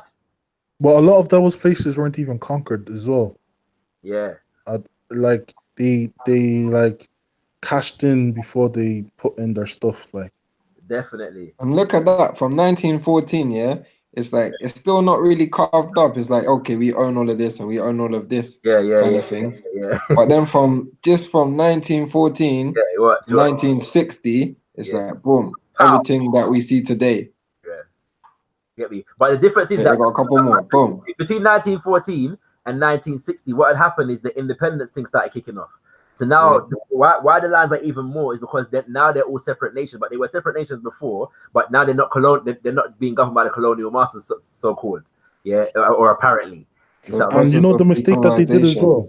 Like you know the mistake that they did as well, and I think it was Hitler and Winston Churchill were talked about like the way because they made it easier for us, because before a black man wouldn't kill a white man, but because they needed soldiers to fight the war, they took a lot of colonial soldiers and black soldiers to fight in the war, and that desensitizes them to view white people as some sort of king, to view them as a person you can kill. And a lot of those soldiers that fought in these wars came back and were the paramilitary forces of the decolonization movements on the continent as well. Shout out to the Mau Mau, Kenya Land of the Freedom Army, because they put the fear of the ancestors into the British then, and as well because the other funny thing is as well, places in the 1800s, places like Germany had just consolidated, they had just become a nation. Yeah, and Italy as well. You know what I'm saying? Literally just become a nation. And as soon as they became a nation, they had colonial interest in Africa. France, like a lot of countries, you know. France, Spain, Germany. France was a nation before. France was a nation from, because remember, no, the southern parts of France weren't unified with the entire power, and Spain also. Spain, Italy, boy, a lot of them, man. Portugal, man, a lot of them. So this whole notion of this glorified history, bro, like, come on, man. But one thing that unified them was colonization, my G, and slavery. No matter how much they warred and fought with each other, what unified them was colonization and slavery. And this is one of the things that we can learn from. Bro, when I found out, that because I was under this impression that I was like, oh, not all European countries participated in slavery, bro. But when I found out that the Norwegians, little Norway, and little just Denmark and little Sweden had the slave ships and stuff like that, boy, I was like, what the hell is going on? Because I was under the notion, that like the northern states were more of, they had their heads on their shoulders type of thing. They knew that this was wrong. They didn't dabble. But when I found out that these men had like slave auctions and they were transporting slaves and they were building slave ships, I was like, these men are pagans as well. Well, you know what they say. It's not personal. It's just business. But I think Russia was the only one to not they actually, I think they wrote I think the king of Russia wrote to the kings of and the queens of Europe to warn them about the effects of slavery. And the madness. Thank you for this time lapse thing, my G. Like, this is actually brilliant stuff, mate. Yeah. You get me? Man needed this still. You know what I'm saying? Man totally needed this. But yeah, family, I'm looking to wrap up the conversation because, you know what I mean? Yeah, you know? Rubbing your eyes and thing. It's not even time. I've got a couple of things to do as well. You know what I'm saying? You're in favor of no borders. What, on the continent? Yes. I'm gonna say yeah, or extremely loose borders, but within a particular context though. Once you've developed the social, economic, and political relationships that are conducive to making it happen. To be honest with you, I am sympathetic to the idea of no borders in the world in general. You know what I'm saying? There we go. He's talking that high Selassie talk now. Yeah. All right, you know what I mean? No, but at the same time, I am because we're not there yet. I believe in African borders being kept very secure from the rest of the world for the time being. But I do believe that planet Earth it's not a natural circumstance that people have to be jumping through all kind of hoops to travel on Earth. You know what I'm saying? It's ridiculous. It's not natural as far as I'm concerned. But you know, we deal with the circumstances as they are. You know what I'm saying? As they present us at the moment. You know what I mean? Yeah, sorry, continue, please. Oh, sorry. So I was gonna say, I said that as well, Shaka. Like, well, from my perspective, like, I'm definitely like a humanist, like a worldist, like I'm for the whole world. But until Africa could come to the negotiating table and be respected equally, if not, and punch its own weight as it deserves to be, and be able to defend itself. There's no point in trying to do all that sort of human. No point. We're in agreement. Anybody? What else want to chip in the last word here? Yeah. By me, I'm open for that as well. Like just like Scott said, innit? As long as the conditions are right. But yeah, for now, like I think at least some free movement would be good. But there's certain like trade groups and certain things that man, it's a good look. How would we deal with like ECOWAS and them kind of things? How would we deal with crime, or how would we deal with because I know in Rome they had like the two powers. You had the Eastern Empire and the Western Empire. Would we have one area that would be like in the EU? They have Brussels. Would we have to choose one area where that would be the central area where all the leaders would meet? I think you'd have to have 4 if you're going to North Africa, if not 3 at least. Okay, all right. Yeah, I'm partial to the idea of Congo being. I was gonna say I'd have 4 regional capitals and maybe 1 major capital with Congo. I think the power should be concentrated in the center because it's easier to protect. And then we have to have a unified army where everyone comes together under one banner. Yeah, each region should have a specific amount of troops that they contribute to the large army. Right, I see. Interesting. And currency? Would we create a new currency, like a new language? Would we create a new currency, or? Yeah, I suggest so, but based upon natural resources, the value of resources, or a natural resource. You know what I'm saying? I would also how would you create one with the natural resource, brother Shaka? Like natural resources encompassing. How would you like even make that a possibility? How would that look like?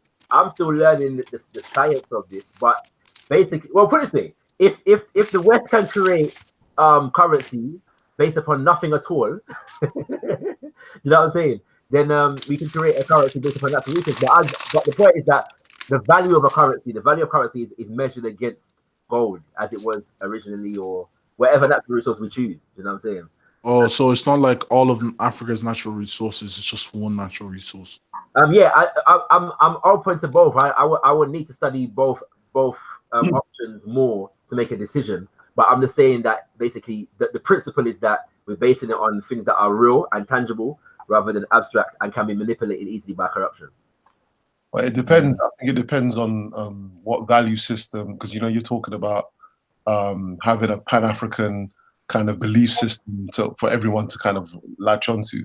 If that whatever that belief system might be, or whatever that school of thought might be, or whatever, if there's a value system that can be extracted from that, that could be really abstract, but I don't know, man. I'm hearing you.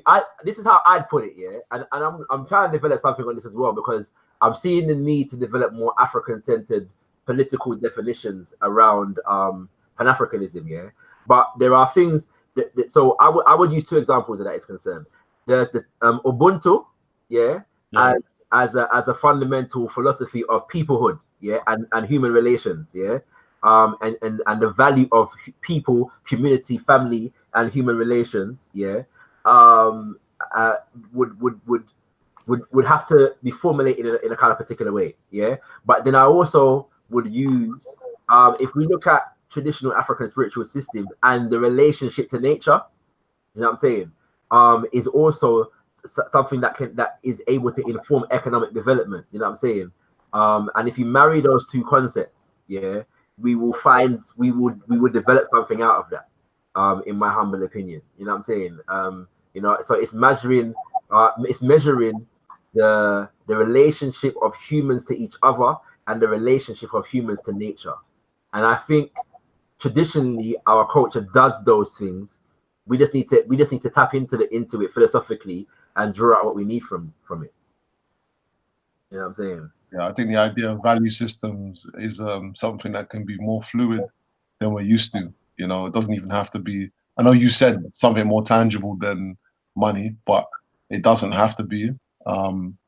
I don't know. I think it's all open, isn't it? Like all options are open and on the table as far as I'm concerned. I hear that, and the questions that you're asking now are encouraging me to think a different way. So I appreciate that.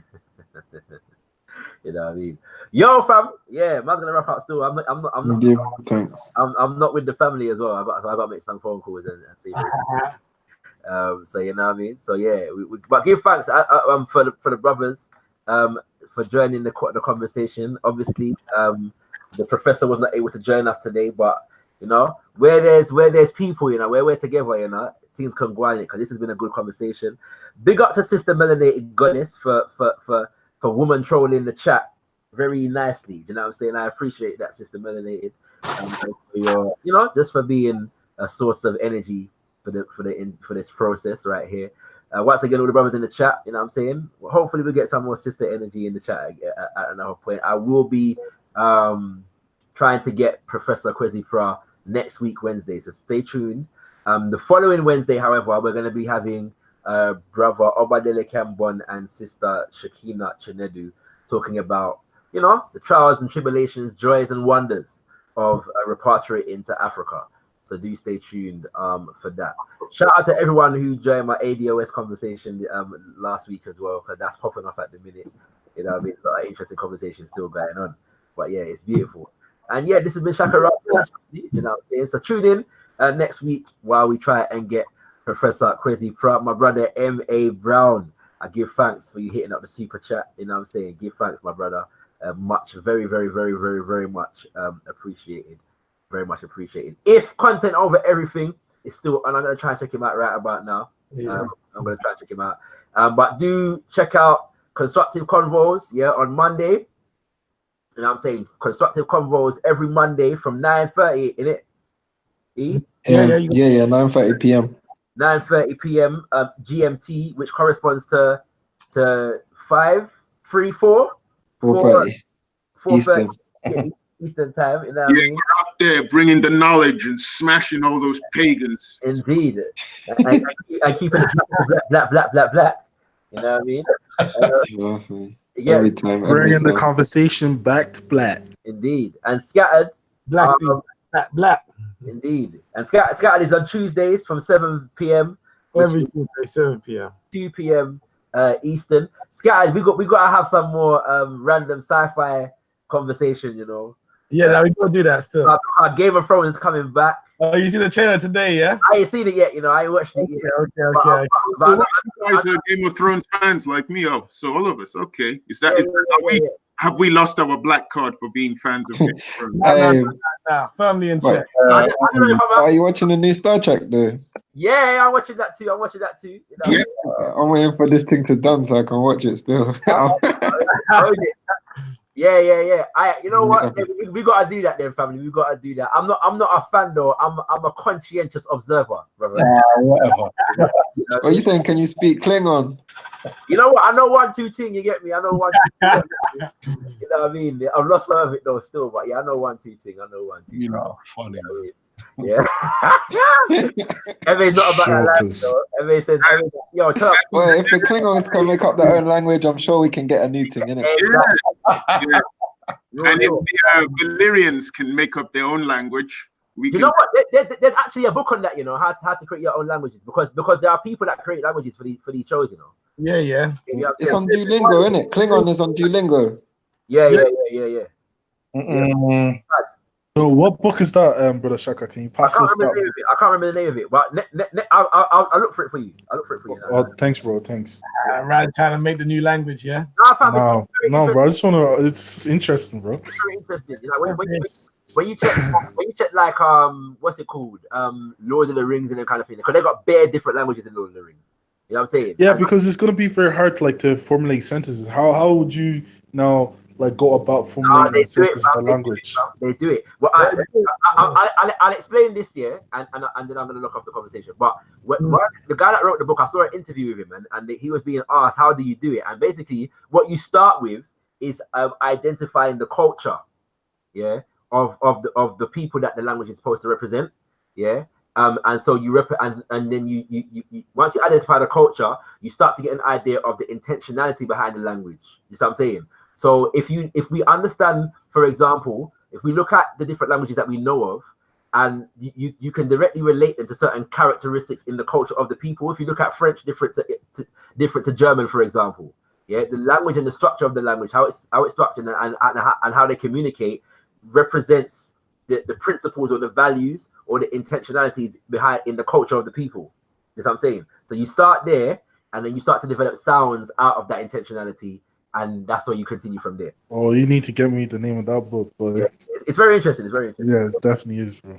It's science, man. Yeah, family. But yeah, so you'll find us on Scatter discussing all these things for all you people that love to watch the white man television. You know what I mean, and these things. But yeah, we're gonna try to run over to content now and see what go on. Tune in next week. Chakra speaks peace, love, African power for all African people. Then don't worry.